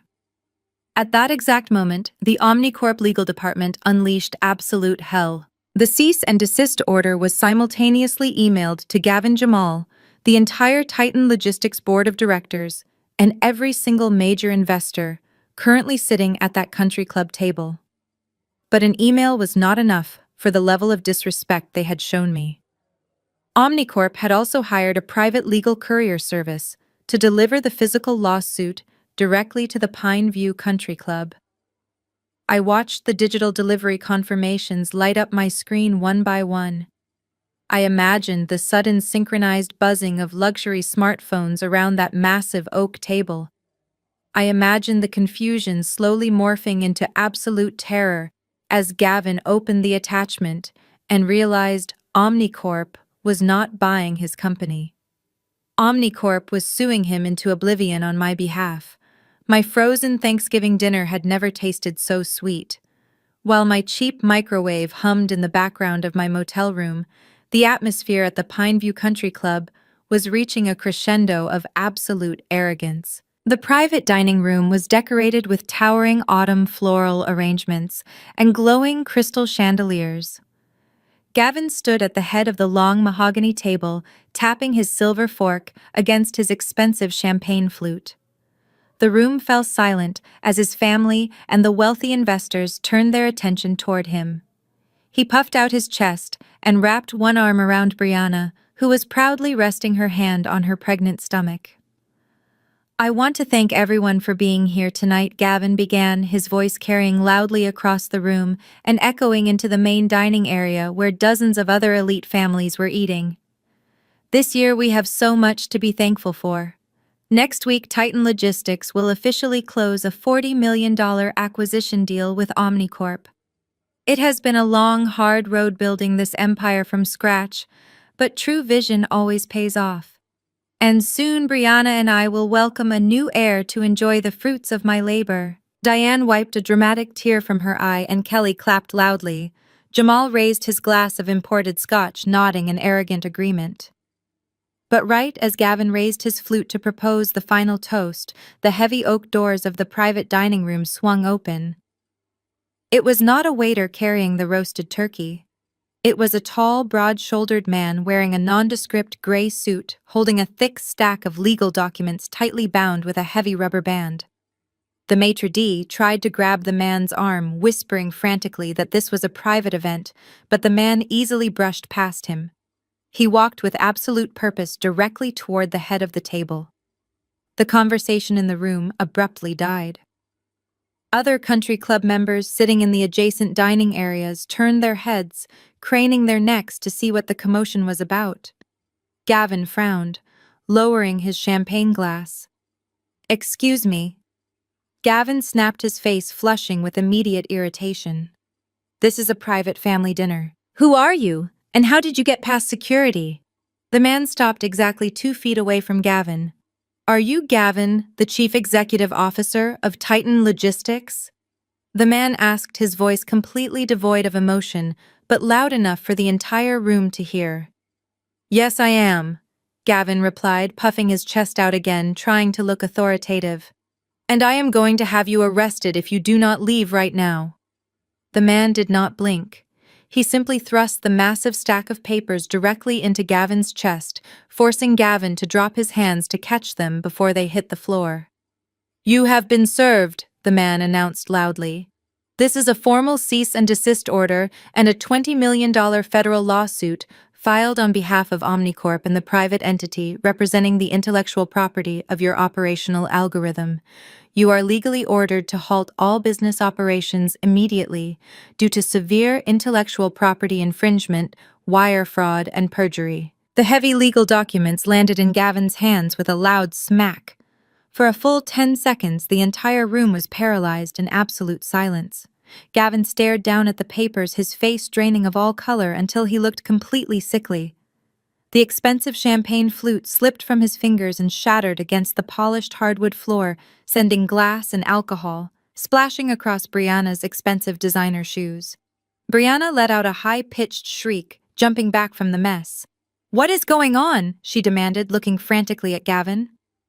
At that exact moment, Jamal's phone buzzed violently on the table, followed immediately by the phones of every single investor sitting in the room. They were receiving the synchronized email notifications from the Omnicorp legal department. Jamal snatched his phone off the table and read the screen. His eyes widened in sheer terror as he realized the Omnicorp deal was not just dead, but they were now the targets of a massive federal investigation. He looked across the table at the investors who were rapidly scrolling through the same digital documents. One of the lead investors, a wealthy man who had just praised Gavin minutes earlier, stood up, threw his cloth napkin onto his plate, and stormed out of the room without saying a single word. The remaining investors quickly followed suit, abandoning the dinner entirely. Diane stood up so fast her chair tipped backward and crashed to the floor. Kelly let out a loud hysterical gasp, covering her mouth with both hands as she looked around the room. The other elite country club members, the people Diane and Kelly spent their entire lives trying to impress, were all staring directly at them, whispering behind their hands. Some were even pointing. The humiliation was absolute and entirely public. "Do something, Gavin." Diane hissed, her voice trembling with panic and severe embarrassment. "Tell them it is a mistake. Have security throw this man out." But Gavin could not speak. He was hyperventilating, staring at the cover page of the lawsuit, which clearly listed my name as the sole proprietor of the technology and the primary plaintiff, alongside Omnicorp. He finally realized that forging my signature had not saved his company. It had triggered an inescapable trap that was going to send him to federal prison. He looked like a man who had just stepped off a cliff and was finally noticing the ground rushing up to meet him. The process server did not wait for a response. He simply turned on his heel and walked calmly out of the dining room, leaving the Titan Logistics executive team choking on their own fraudulent arrogance. Back in my motel room, the digital courier tracking software chimed a pleasant little bell. The screen flashed a bright green notification confirming that the physical documents had been successfully delivered to the target. I set my plastic fork down and smiled. I had not been invited to their lavish country club Thanksgiving, but I had undoubtedly become the absolute center of their attention. I took another bite of my turkey dinner, feeling a deep, profound sense of satisfaction. The first domino had fallen in the courtroom, but tonight, the entire fraudulent house of cards had officially collapsed right in front of the entire world. I woke up the morning after Thanksgiving feeling completely refreshed, despite sleeping on a cheap motel mattress. The news of the Omnicorp lawsuit had undoubtedly ruined their entire holiday weekend, but I knew Gavin would immediately try to formulate a counterattack. He would probably try to hire the most expensive defense attorneys in the city using Titan Logistics company funds. That thought prompted me to open my laptop once again. If he was going to try and bleed the company dry to save his own skin, I needed to know exactly how much liquid capital he actually had left. I booted up my encrypted connection and accessed the read-only financial diagnostic logs I had mirrored from the Titan mainframe before I locked them out. As the former bookkeeper, I knew the financial architecture of Titan Logistics better than the actual accounting department. I started running a forensic sweep through the quarterly expense reports and the executive payroll distributions. I was looking for Gavin's legal retainer transfers, but I found something entirely different. A glaring anomaly in the vendor payment system immediately caught my eye. Over the last 18 months, hundreds of thousands of dollars had been quietly siphoned out of the corporate operating budget and funneled into a series of shell consulting firms. I dug deeper, tracing the routing numbers attached to these phantom vendors. The shell companies were billing Titan Logistics for route optimization audits, which was highly ironic considering my algorithm handled all the routing automatically. The digital trail did not lead to Gavin. It led directly to a private offshore banking account registered under the name of Jamal.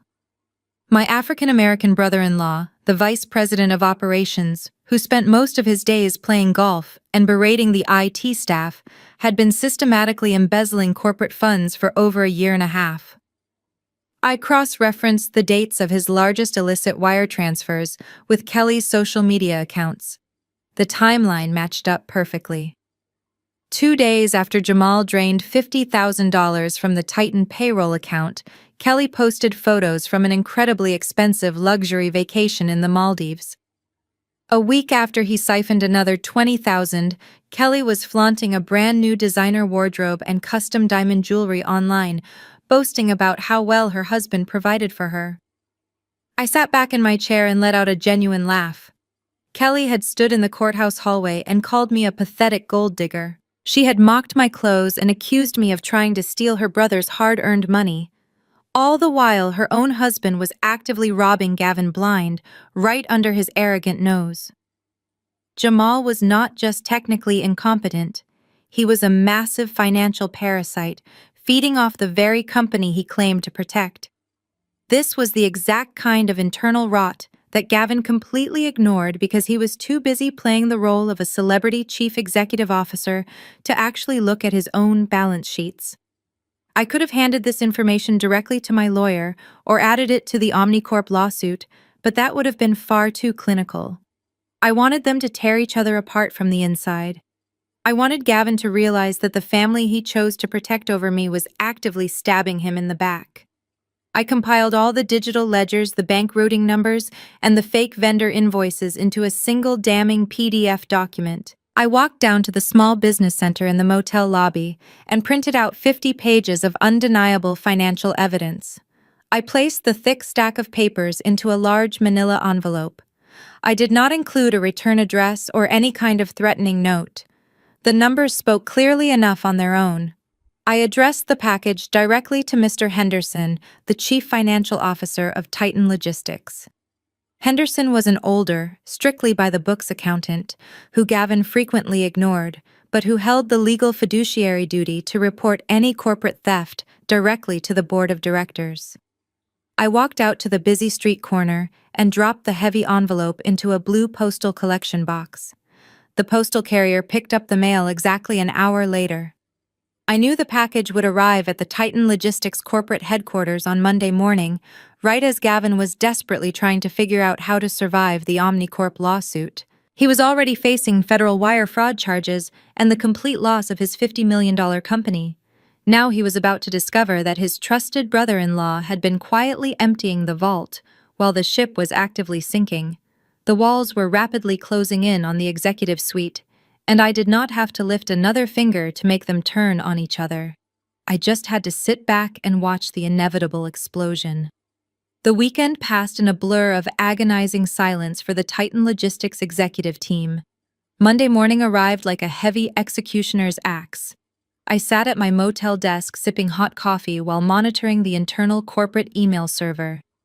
I knew exactly when Mr. Henderson, the chief financial officer, walked into his office and opened the day's mail.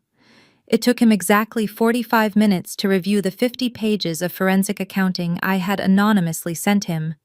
Henderson was a man who lived and breathed corporate compliance. He did not hesitate. He did not try to sweep the evidence under the rug to protect the family name or save the company reputation. He picked up the heavy stack of papers and marched directly into Gavin's top-floor office. Gavin was already in a state of absolute panic. Kelly and Jamal were in his office demanding to know how he was going to fix the Omnicorp lawsuit that had publicly humiliated them at the country club. Diane was sitting on the expensive leather sofa, anxiously wringing her hands. The room was a powder keg of stress, and Mr. Henderson was the final spark. Without a word of greeting, Henderson dropped the thick manila envelope onto Gavin's mahogany desk. He stated coldly that he had just uncovered massive ongoing embezzlement. He informed Gavin that he was legally bound by his strict fiduciary duty to report these findings to the board of directors and the federal authorities before the end of the business day. Before Gavin could even process the words, Henderson turned around and walked out of the office, effectively washing his hands of the entire corrupt organization.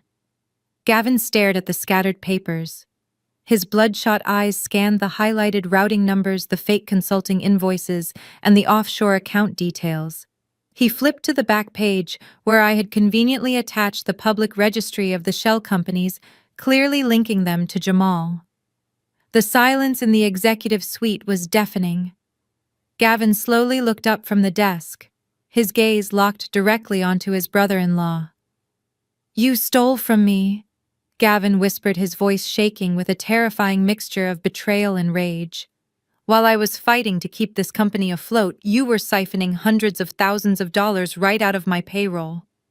Jamal took a step back, his arrogant facade instantly crumbling. He raised his hands defensively, stammering out a pathetic excuse about accounting errors and misallocated consulting fees. But the proof was sitting right there in black and white. There was no hiding it. Gavin suddenly erupted. He swept his arm across the desk, sending the expensive crystal glasses and the heavy paperwork crashing to the floor. He lunged across the room, grabbing Jamal by the collar of his tailored shirt. "I gave you a career!"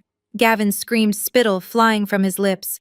"I made you the vice president of operations, and you robbed me blind while I am facing a $20 million lawsuit. You are the reason we are going bankrupt." Jamal violently shoved Gavin backward, breaking his grip. His fear rapidly morphed into vicious defensive anger. "Do not you dare blame me for your failures," Jamal shouted, pointing a furious finger at Gavin's chest. "You are a terrible chief executive officer. You spent all your time buying diamonds for your mistress and playing golf while your wife did all the actual work. I risked federal prison forging that Omnicorp document for you. I deserved every single penny I took because I had to clean up your arrogant messes for the last 2 years." Instead of being horrified by her husband's massive theft, Kelly immediately jumped into the middle of the fray. She shoved her own brother, screaming directly into Gavin's face. "How dare you attack him?" Kelly shrieked, her face red with fury. "You drained Nora's bank accounts to buy a mansion for Brianna. You have been stealing from your own wife for months. Why should you be the only one getting rich off this company? Jamal was just making sure our family was protected when your stupid decisions finally caught up with you." Diane jumped off the sofa, crying hysterically and trying to pull her adult children apart. The picture-perfect wealthy family that had stood united against me in the courthouse hallway just a few days prior was now violently tearing itself apart. They were screaming, insulting each other, and physically fighting over the stolen scraps of a dying empire. Back in my quiet motel room, a notification popped up on my screen. It was an automated alert from the Titan Logistics corporate server. Mr. Henderson had just hit send on a mass email directed to the entire board of directors, officially detailing the embezzlement and attaching the undeniable evidence. The Civil War was no longer contained to Gavin's private office. It was now public corporate record. I closed my laptop and smiled, taking another sip of my coffee. The alliance was completely broken, and they were doing exactly what I planned. They were destroying each other from the inside out. By Tuesday evening, the atmosphere in my small motel room was peaceful. The relentless hum of the cheap heating unit was the only sound keeping me company. I had spent the entire afternoon reviewing the final drafts of my direct licensing contract with Omnicorp. My lawyer, Mr. Harrison, had assured me everything was perfectly aligned for the final signatures later this week. I was just about to order some takeout food when a sudden loud pounding echoed through the thin motel walls. Someone was desperately knocking on my heavy wooden door. I walked over and looked through the scratched peephole. Standing on the cracked asphalt walkway, under the flickering red neon light, was Gavin. He looked absolutely pathetic. His custom-tailored suit was deeply wrinkled and stained. His silk tie was completely missing, and his hair was a disheveled mess. The arrogant chief executive officer who had tried to hand me an insulting settlement check just days ago was entirely gone. In his place stood a broken man who finally realized he was out of viable options. I unlocked the deadbolt, but kept the heavy metal security chain securely in place before cracking the door open just a few inches. "What do you want, Gavin?" I asked, keeping my voice cold and detached. "Nora, please let me in," Gavin pleaded, his voice cracking with genuine panic. "I need to talk to you right now. They are going to arrest me, Nora. The board of directors is pushing for a full federal investigation because of that Omnicorp lawsuit and Jamal's massive embezzlement. Everything is completely falling apart, and I am going to lose my entire life if you do not help me." I looked at him through the narrow gap in the doorway, feeling absolutely zero sympathy for his pathetic situation. "You lost your life the moment you forged my signature on a federal document," I replied simply. He pressed his hands against the wooden doorframe, leaning in close. "No, Nora, you do not understand," he begged frantically. Jamal forced my hand.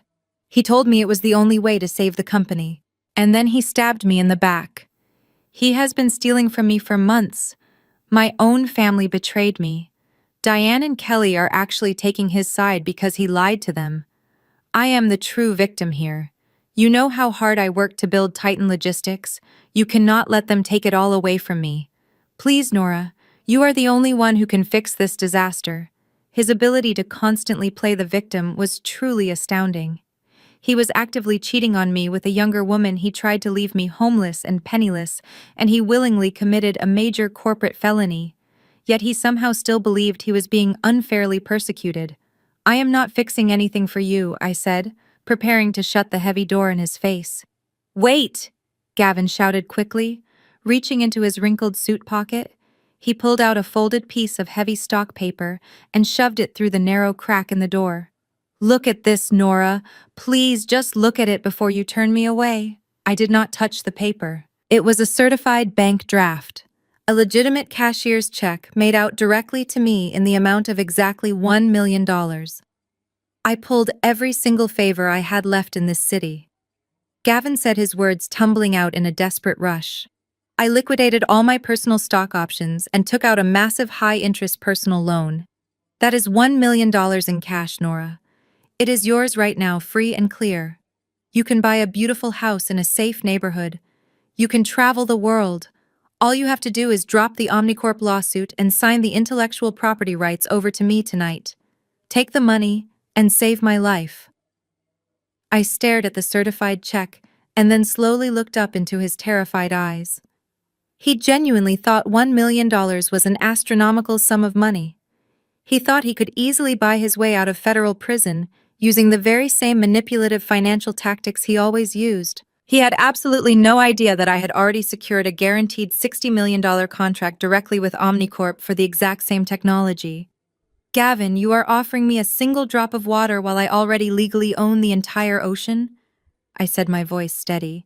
You are a complete fraud and a desperate criminal. But Nora, please, he whined, tears actually spilling down his cheeks. I pushed the check back through the crack, letting it flutter to the concrete outside.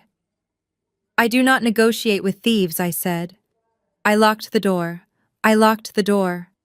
The sound of Gavin crying softly on the other side of the cheap motel wall faded away after a few minutes, followed by the heavy thud of his footsteps retreating to his car. I slept incredibly well that night, knowing I had just turned down $1 million because I was about to secure 60 times that amount.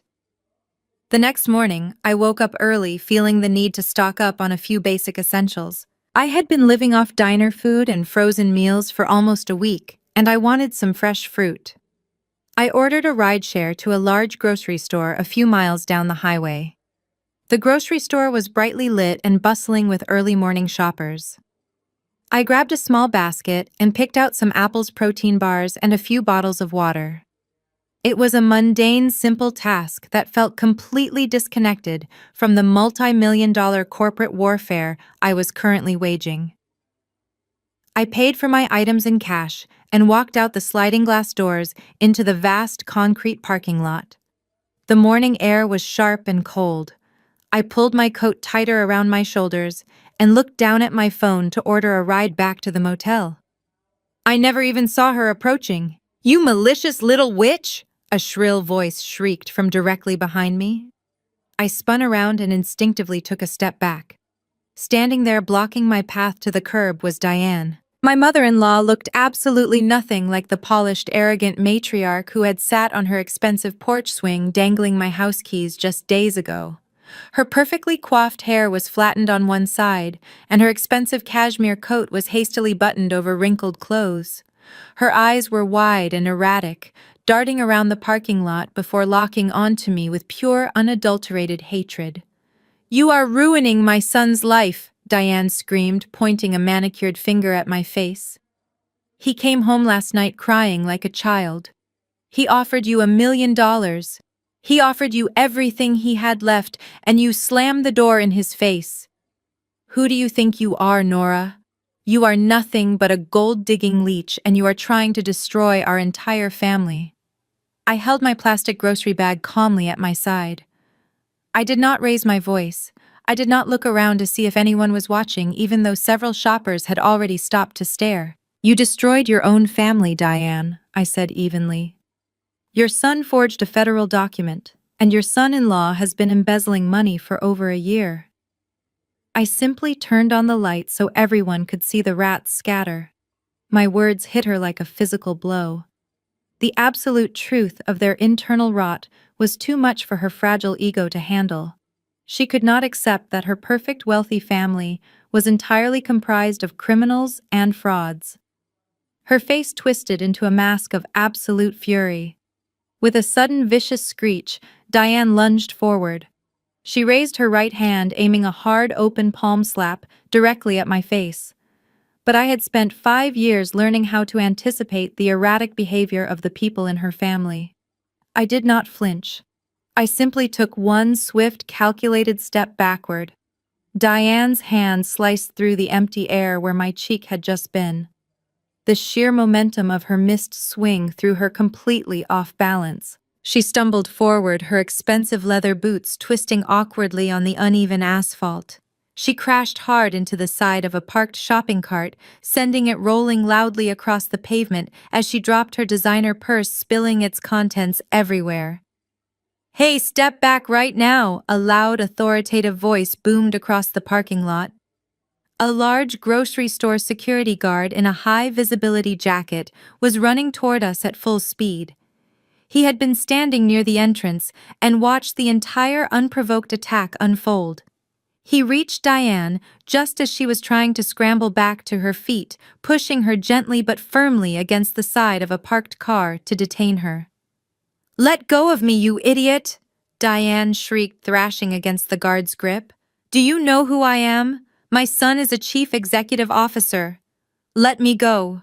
The guard ignored her frantic shouting and looked over at me. "Are you okay, miss?" he asked, pulling a walkie-talkie from his belt. "Do you want me to call the police?" I looked down at Diane, who was now hyperventilating and glaring up at me like a trapped wild animal. Having her arrested for a simple parking lot scuffle would not put her in prison, but it would establish an undeniable legal paper trail. It would prove a pattern of harassment and physical intimidation from Gavin's family. "Yes, please call the police," I told the security guard, keeping my voice perfectly calm.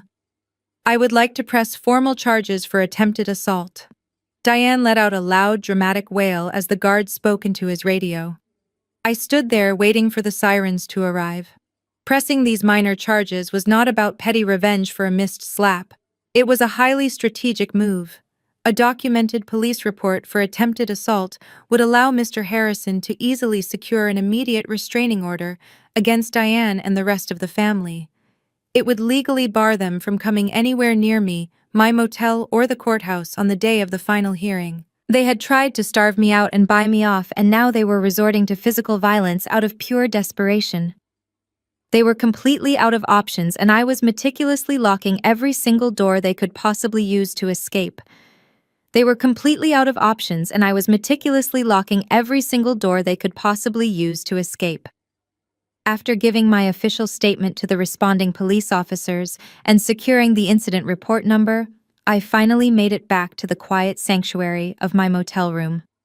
My lawyer, Mr. Harrison, was already filing the emergency restraining order based on my detailed report. I sat down on the edge of the bed, feeling a deep sense of accomplishment. I had successfully neutralized Gavin's financial power and his mother's physical intimidation. But the universe was not quite finished handing me ammunition. My personal cell phone began to vibrate on the nightstand. It was an incoming call from an unsaved local number. I assumed it was Mr. Harrison calling from a different line at the courthouse, so I swiped the screen to answer. "Hello," I said, keeping my tone professional and guarded. "Nora, please do not hang up." A frantic, high-pitched voice rushed through the speaker. "It is Brianna. I need to talk to you right now." I sat up straight, my eyes narrowing. The last time I spoke to Brianna, she was standing in a coffee shop, demanding I sign my divorce papers so she could buy a massive new mansion. At the country club, she was dripping in diamonds and acting like the undisputed queen of the logistics world. But the voice on the phone right now belonged to a terrified, desperate woman who had just watched her golden ticket go up in flames. I reached into my pocket and pulled out my secondary burner phone, hitting the record button and placing it right next to the speaker. "I am listening, Brianna," I said simply. "Everything is falling apart." She sobbed, her breathing heavy and erratic. "Gavin is completely broke, Nora. I tried to use the credit card he gave me this morning to pay the deposit on the baby furniture, and it was declined. I called the real estate agent for the new house, and she told me the bank pulled the mortgage approval yesterday. Gavin has been screaming on the phone all morning with his defense lawyers. He told me the company is going bankrupt and he might be going to prison for fraud. He lied to me, Nora. He told me he was a multi-million-dollar genius and you were just a crazy ex-wife. You called me to complain about your financial problems," I asked, feigning mild confusion just to keep her talking. "No. I called to make a deal," Brianna said, her voice suddenly shifting from panicked to calculating. "I am not going down with a sinking ship, Nora. I am pregnant and I need to look out for my child. I know you are getting tens of millions of dollars from Omnicorp. I heard Gavin screaming about your new contract. If you pay me $1 million, I will give you everything you need to bury him forever. I leaned back against the headboard, raising an eyebrow at the empty room. What could you possibly give me that I do not already have? I asked. I live with him, Brianna whispered, sounding like she was hiding in a closet. I have the passcode to his personal laptop and his home safe. I was sitting right there in the living room when he and Jamal talked about lifting your signature from the tax returns. I heard the entire confession. I will testify against him in federal court. I will testify in family court and tell the judge he drained your joint accounts to buy my jewelry. I will hand you his entire life on a silver platter, Nora. Just give me a cut of the Omnicorp money so I can disappear and start over. I was a victim of his lies too. The sheer audacity of her proposal was almost impressive. She had gleefully participated in my financial ruin when she thought she was winning, but the second the tables turned, she was entirely willing to sell her so-called soulmate to the highest bidder. There was absolutely no loyalty in Gavin's world. He had surrounded himself with greedy, opportunistic parasites. Brianna, let me make sure I understand you correctly, I said, speaking very clearly into the recording device.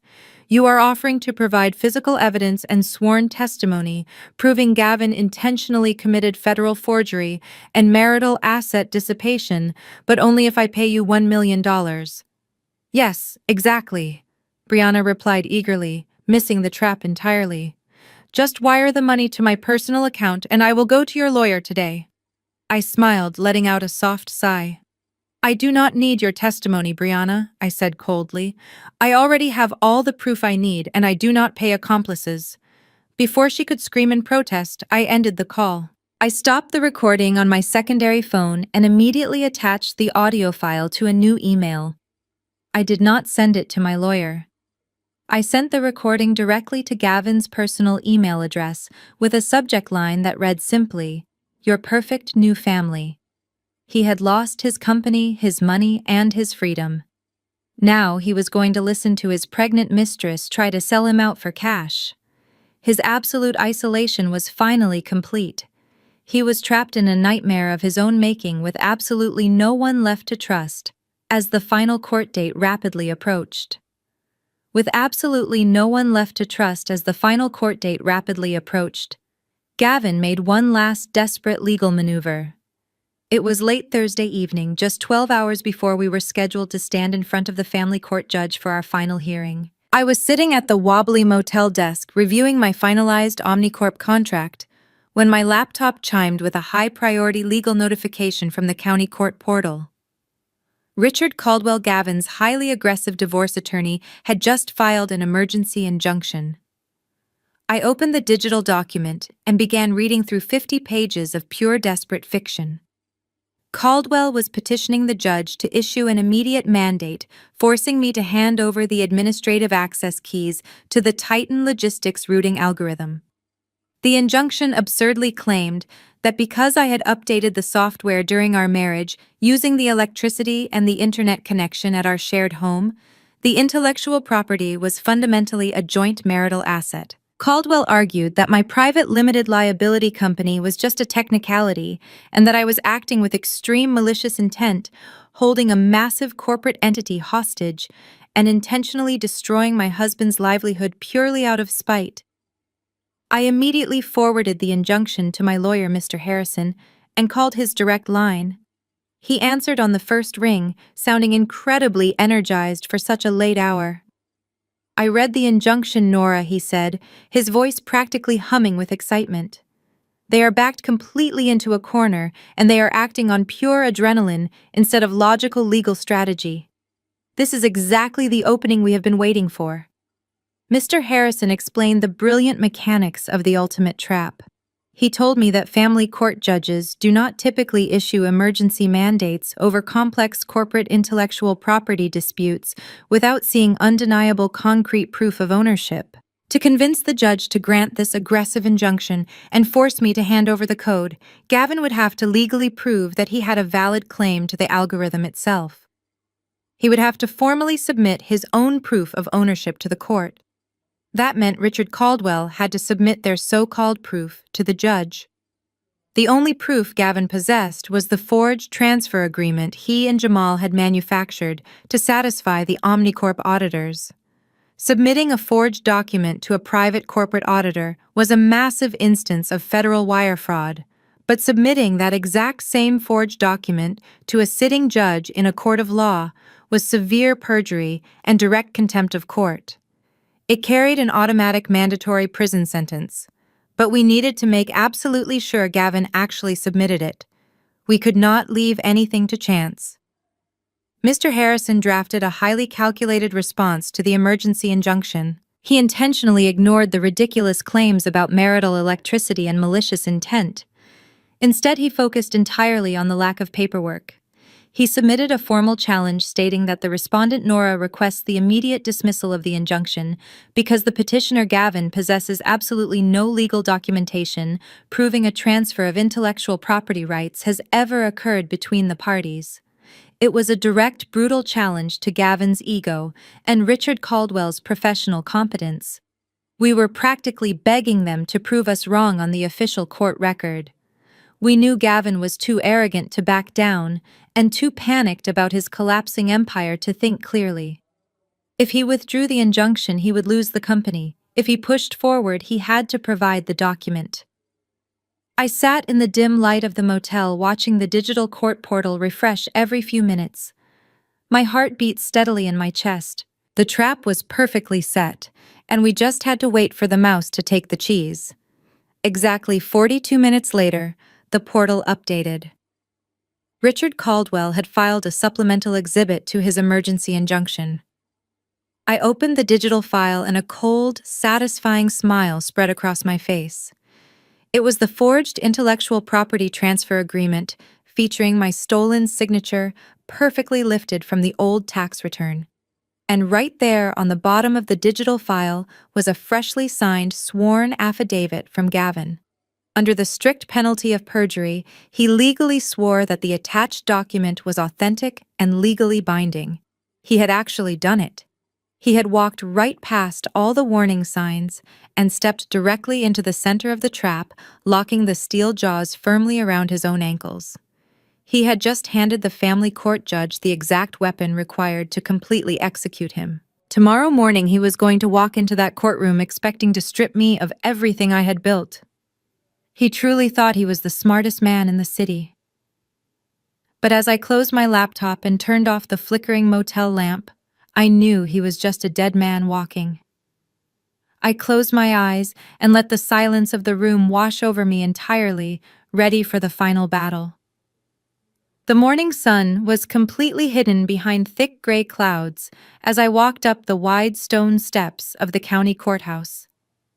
I was wearing the same sharp-tailored business suit I had worn to the Omnicorp headquarters in New York. The heavy wooden doors of courtroom 4B loomed ahead of me. This was the exact same room where Gavin had tried to discard me with a $5,000 settlement check just a week ago. But today the atmosphere was entirely different. The gallery was not empty. It was packed to full capacity. The high-stakes corporate nature of the emergency injunction, combined with the pending federal lawsuit, had drawn a significant crowd of legal clerks, corporate reporters, and interested onlookers. I even spotted Mr. Wallace, the lead acquisitions director from Omnicorp, sitting quietly in the very back row, wearing a pristine charcoal suit. He offered me a single, almost imperceptible nod as I walked down the center aisle. I took my seat next to my attorney, Mr. Harrison, at the plaintiff's table. Directly across from us, sitting behind the heavy mahogany defense table, was Gavin. He was flanked by his aggressive divorce attorney, Richard Caldwell.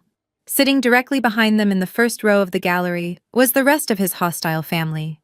Diane Kelly and Jamal were all dressed in their absolute finest designer clothes. It was truly fascinating to observe their collective delusion in real time. Just days ago, they were violently screaming at each other in the executive suite over Jamal's massive embezzlement and the collapsing Omnicorp deal. Yet here they were putting on a united, confident front. Jamal looked utterly exhausted with dark circles under his eyes, but he still jutted his chin out defensively. Diane sat with her posture rigid, gripping her expensive leather handbag. They had somehow convinced themselves that the forged transfer agreement Gavin had submitted the night before was their ultimate salvation. They actually believed the judge was going to accept the fake document, force me to hand over my access codes, and magically restore their broken empire. Gavin even shot me a smug, arrogant smirk as I set my briefcase on the table. The heavy wooden door behind the bench swung open and the bailiff called the courtroom to order. Everyone stood as the judge took her seat. She was the same sharp-eyed older woman who had granted us the initial 48-hour recess. She adjusted her reading glasses and looked down at the massive stack of files sitting on her desk. The paperwork for this case had multiplied exponentially over the last few days, transforming a simple divorce into a massive corporate battleground. She cleared her throat and addressed the room. We are here today to address the emergency injunction filed by the petitioner Gavin regarding the mandatory surrender of intellectual property assets, she announced, her voice echoing loudly in the silent room. Counselor Caldwell, you filed this emergency motion claiming the respondent is unlawfully withholding critical infrastructure belonging to Titan Logistics. You have the floor. Richard Caldwell stood up, buttoning his expensive suit jacket with a highly theatrical flourish. He walked out from behind the defense table and paced confidently in front of the judge's bench. He was entirely unaware that his own client had handed him a forged federal document. Caldwell truly believed he had the winning hand. Your Honor, my client is a visionary. Caldwell began, projecting his voice so the entire gallery could hear. He built Titan Logistics from a simple idea into a $50 million national enterprise through his own relentless hard work and sheer business brilliance. The software algorithm that powers his company is a product of his corporate environment, his resources, and his direct leadership. It was built using his electricity, his internet, and his financial support. Caldwell turned and pointed a dramatic finger directly at me. The respondent sitting right there is currently engaged in a malicious, calculated campaign of corporate sabotage. She is using a minor administrative technicality regarding the initial registration of a limited liability company to hold a nationwide logistics fleet hostage. She locked the administrative servers, causing millions of dollars in financial damages simply because she is unhappy with the standard divorce proceedings. She wants to punish a great man for moving on with his life. Caldwell paused for dramatic effect, letting the heavy silence fill the courtroom. He walked back toward Gavin's table, resting his hands firmly on the polished wood. But we submitted a formal supplemental exhibit to the court late last night, Your Honor.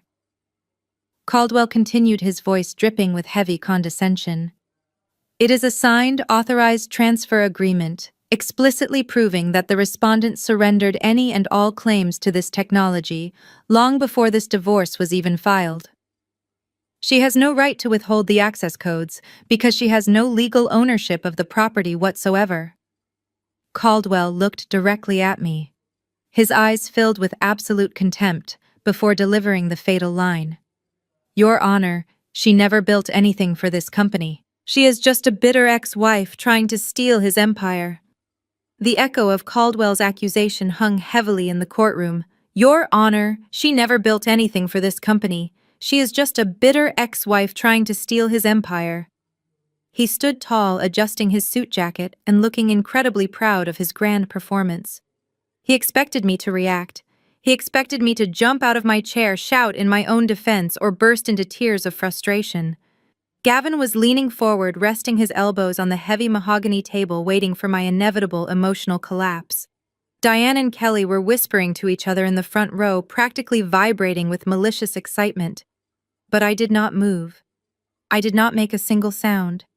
I kept my hands folded neatly in my lap and stared directly at the judge. My absolute silence seemed to unnerve Caldwell more than any screaming match ever could. He shifted his weight awkwardly, suddenly unsure of what to do with his hands, now that his dramatic speech was over. Mr. Harrison sat perfectly still beside me, radiating an aura of quiet, absolute confidence. The judge did not look at me. She did not look at Gavin. She reached across her elevated wooden bench and pulled a thick, perfectly bound file toward her. It was Exhibit C, the comprehensive response packet Mr. Harrison had formally submitted the previous evening. The courtroom was so quiet, you could hear the crisp sound of the heavy paper turning as the judge opened the folder. For the next 3 full minutes, nobody breathed. The judge carefully reviewed the first document. It was the original time-stamped articles of organization for my private limited liability company, legally proving that the business entity was fully established long before Gavin and I ever signed our marriage certificate. She turned the page. The next document was the forensic metadata analysis of the intellectual property transfer agreement that Gavin had submitted under the penalty of perjury just 12 hours ago. The analysis clearly highlighted the manipulated digital timestamps and the exact joint tax return from 3 years ago where my signature had been digitally lifted. Then she reached the final section of the exhibit. It was a certified copy of the direct acquisition contract I had just signed with Omnicorp in New York, guaranteeing a $60 million payout strictly to my private entity. I glanced over my shoulder and saw Mr. Wallace, the Omnicorp executive, sitting in the back row watching the proceedings with a completely unreadable expression. The judge slowly took off her reading glasses and set them down on top of the open file. She folded her hands and stared directly at Gavin's attorney. The temperature in the room seemed to drop 10 degrees. "Counselor Caldwell," she said, her voice dangerously calm and terrifyingly steady. "You just stood in my courtroom and loudly declared that the respondent never built anything for this company. You claimed she was merely a bookkeeper, so I have a very simple question for you. Do you know what she actually did?" Caldwell frowned, clearly thrown off balance by the unexpected question. He gripped the edges of his legal podium, his knuckles turning white. "Your Honor, as we stated in our filings, she handled basic data entry and minor administrative tasks. My client is the sole creator of the routing algorithm and the visionary behind the entire Titan logistics infrastructure." The judge let out a sharp, humorless laugh that made Gavin physically flinch in his chair. "That is fascinating, Counselor," she replied, leaning forward. "Because according to the irrefutable corporate filings and the federal patent registration sitting right in front of me, your client did not create a single line of code.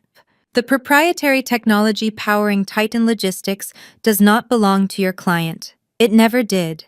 It belongs entirely to a private limited liability company owned 100% by the respondent Nora." A collective gasp rippled through the gallery. In the front row, Diane dropped her expensive leather handbag. It hit the floor with a loud thud, but she did not even reach down to pick it up. Jamal went completely rigid, his mouth falling open in sheer disbelief. Caldwell stammered, his confident posture entirely collapsing. "Your Honor, that cannot be correct. We submitted a signed transfer agreement last night proving my client owns the rights to the software." "You submitted a document," the judge corrected, her voice slicing through the air like a razor. "But I suggest you look very closely at the forensic data in Exhibit C, Counselor. The respondent has provided undeniable mathematical and digital proof that the transfer agreement you filed is a complete fabrication. Your client is currently operating a $50 million company on an expired $1 courtesy license utilizing stolen technology that he fundamentally does not comprehend. She owns every single algorithm, every routing protocol, and every digital asset that makes Titan Logistics function. Your emergency injunction to force her to hand over her own independent property is not just legally baseless, it is utterly absurd." The words echoed off the high ceiling of the courtroom like a physical strike. Richard Caldwell physically shrank, stepping back from the podium, as if the wood had suddenly caught fire. He turned slowly to look at Gavin, his face a mask of dawning horror and intense professional fury. Caldwell was a ruthless divorce attorney, but he was not a criminal. He realized in that exact moment that his own client had set him up to commit professional suicide by handing him a forged document to submit to a judge. Gavin, however, was entirely unable to process the reality of his situation. His massive ego simply refused to accept defeat. He pushed his heavy chair back and stood up, gripping the edge of the mahogany table until his knuckles turned completely white. "Your Honor, that is a lie," Gavin blurted out, his voice desperate and loud, echoing in the stunned courtroom. "She is manipulating the data. We signed that transfer agreement in my office. Jamal was the witness. He will testify right now that she signed it willingly. We can bring him up to the stand." The judge shifted her sharp gaze directly onto Gavin. Her expression was completely devoid of patience or mercy. "Mr. Caldwell, I strongly advise you to control your client before he confesses to any more federal crimes on my official court record," she warned, her tone lethal. Caldwell aggressively grabbed Gavin's arm, yanking him back down into his chair and angrily whispering in his ear. But the judge was not finished. She picked up the printed pages of the forensic metadata report and held them up for the entire courtroom to see. "This is not a matter of debate," the judge stated, her voice commanding absolute authority over the room. "The digital forensics provided in Exhibit C are conclusive and mathematically undeniable. They detail the exact software used to isolate the respondent's signature from a joint tax return filed 3 years ago. They show the specific internal server path where the forged document was created on a computer located within the Titan Logistics executive suite. And most damning of all, they identify the exact user login that executed the forgery." She looked up, scanning the front row of the gallery until her eyes locked onto Jamal. "The user login belongs to a Mr. Jamal, Vice President of Operations," she announced. In the gallery, Jamal let out a sharp, strangled gasp. He slumped forward as if all the bones in his body had suddenly evaporated, dropping his head heavily into his hands. Diane let out a soft, horrified whimper, covering her mouth with trembling fingers. Kelly stared at her husband in absolute shock, realizing he had not only embezzled massive amounts of money from her brother, but had also dragged himself directly into a massive federal felony. "Gavin, you submitted this fabricated transfer agreement to this court late last night." The judge continued, her voice turning ice cold as she addressed him directly. "You attached a sworn legal affidavit to it. Under the strict penalty of perjury, you swore to me that this document was authentic." Gavin opened his mouth to speak, but absolutely no words came out. The blood drained entirely from his face, leaving him looking like a pale, lifeless ghost. He was breathing in shallow, rapid gasps, his chest heaving under his wrinkled suit. The smug, arrogant mask he had worn for the last 5 years had completely shattered. Submitting a forged document to a private auditor during a corporate acquisition is a serious matter of federal wire fraud, the judge declared. But manufacturing fake legal evidence and submitting it to a sitting judge with a sworn affidavit is direct contempt of court and severe perjury. You tried to use the power of the justice system to complete your theft. The courtroom was absolutely silent. The reporters in the gallery were frantically taking notes, realizing they were witnessing the total collapse of a major corporate executive. "Therefore, I am immediately denying your emergency injunction with extreme prejudice," the judge ruled, slamming her wooden gavel down with a sharp crack that made Gavin violently jump in his seat. "Furthermore, I am officially referring this entire matter, including the forensic evidence and your sworn affidavit, directly to the district attorney for immediate criminal prosecution. Based on the overwhelming evidence presented here today, both you and your Vice President of Operations should anticipate formal federal indictments before the end of the week." The absolute finality of her words crushed the last remaining breath out of Gavin's lungs. He slumped back in his chair, his expensive suit jacket bunching up awkwardly around his shoulders.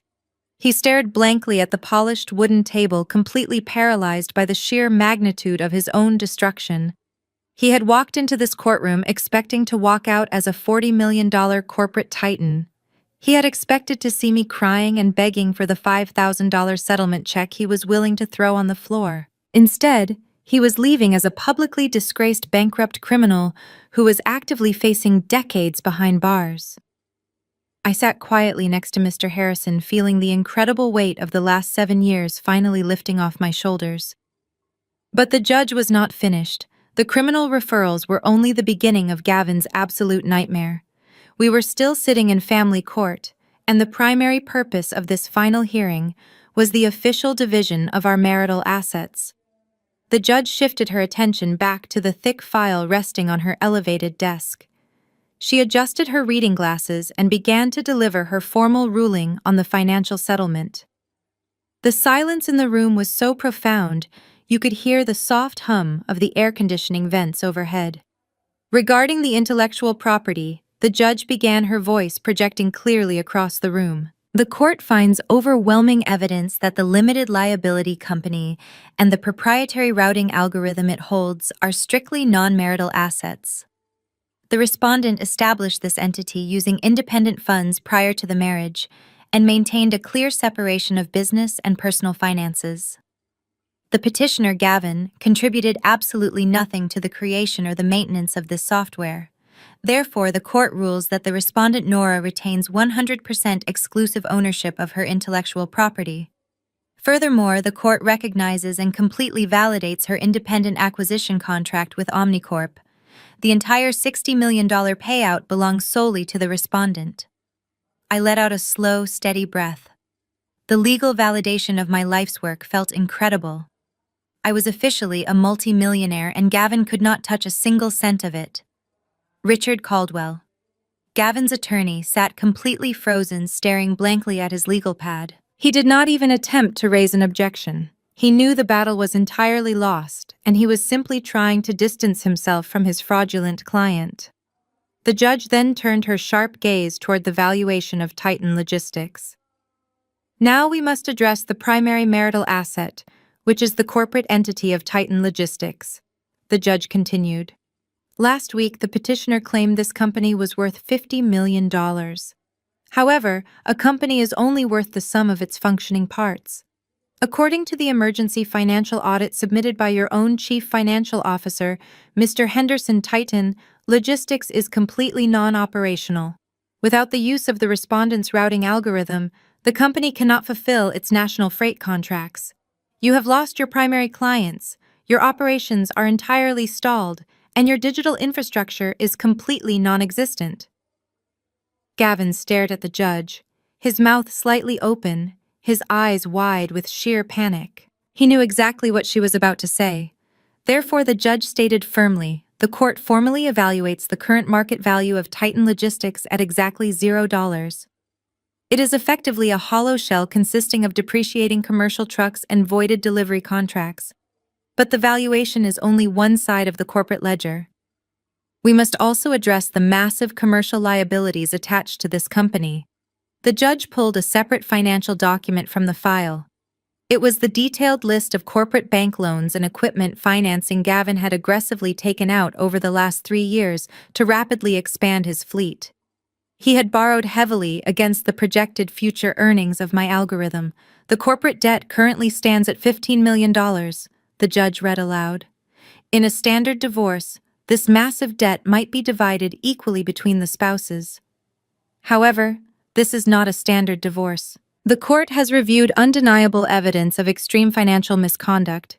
The petitioner Gavin actively engaged in the malicious dissipation of marital assets by draining a joint checking account to purchase expensive jewelry for his mistress.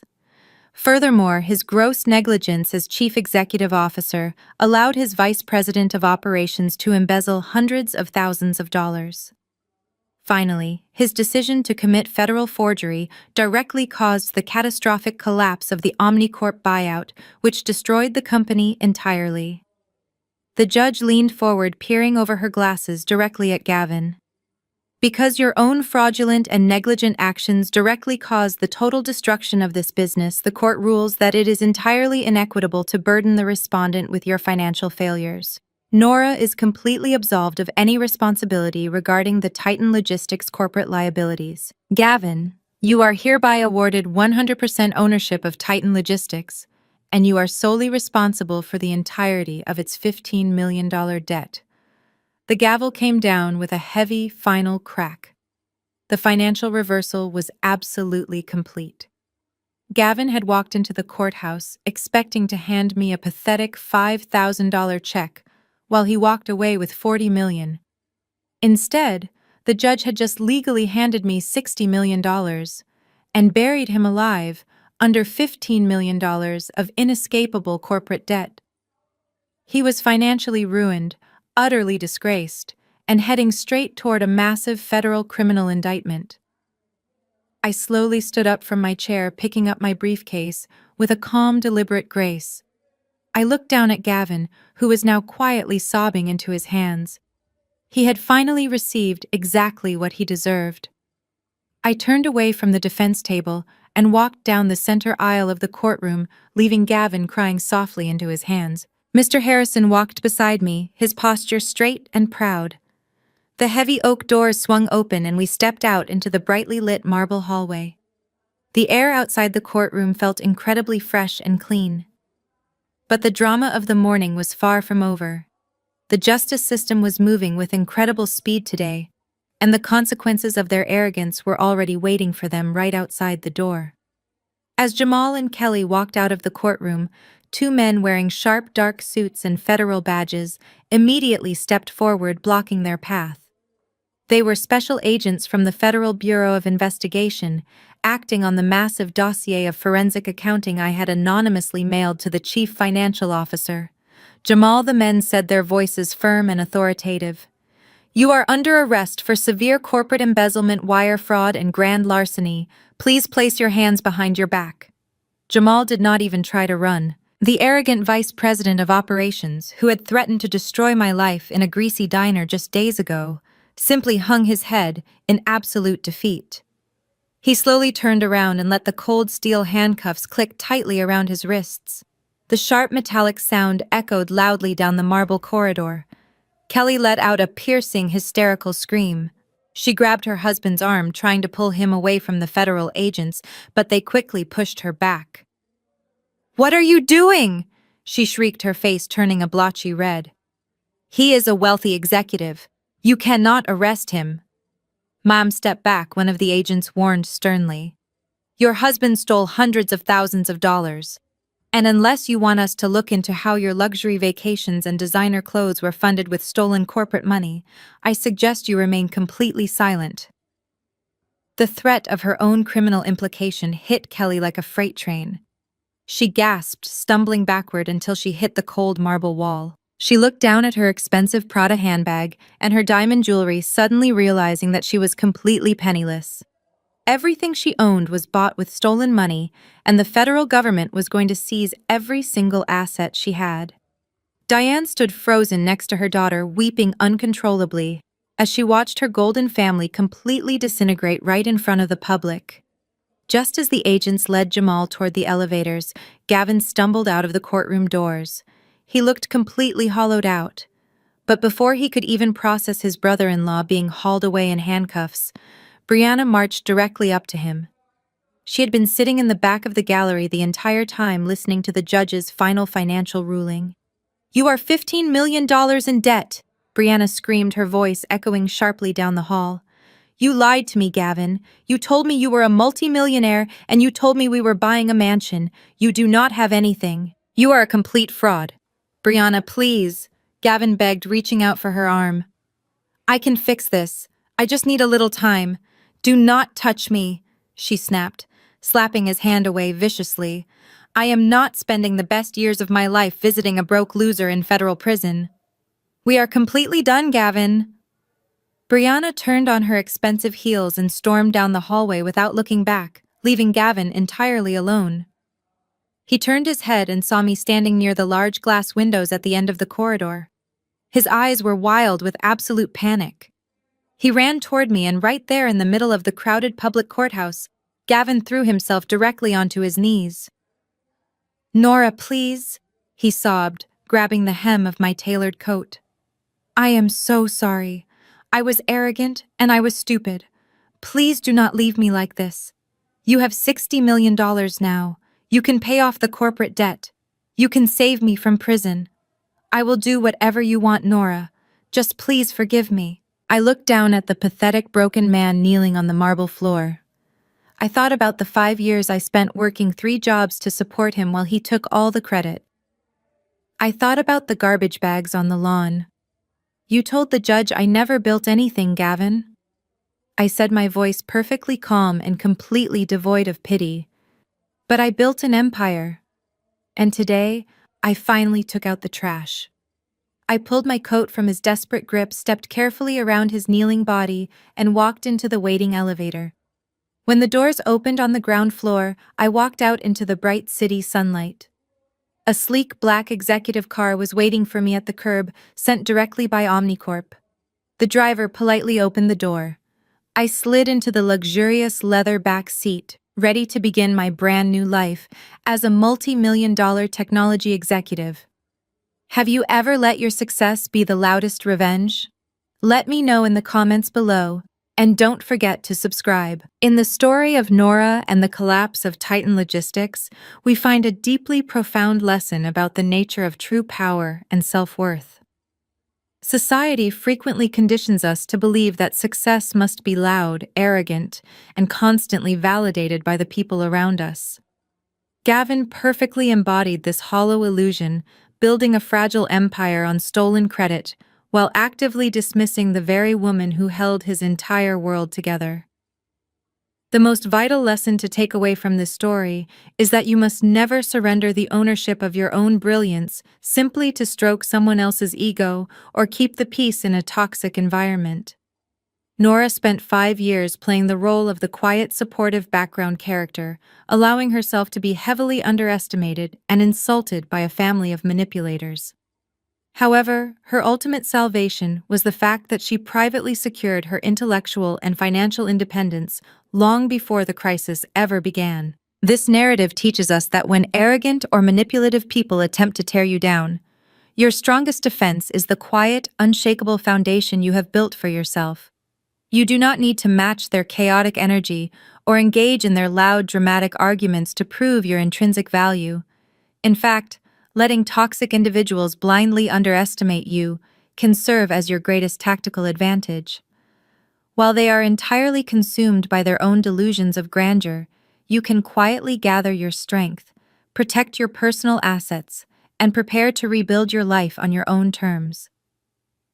True empowerment is not about seeking apologies or forcing people to see your worth. It is about knowing your exact value so deeply that no one can ever take it away from you. Please take a moment today to recognize your own hidden strengths and secure your personal independence before anyone else tries to claim it as their own.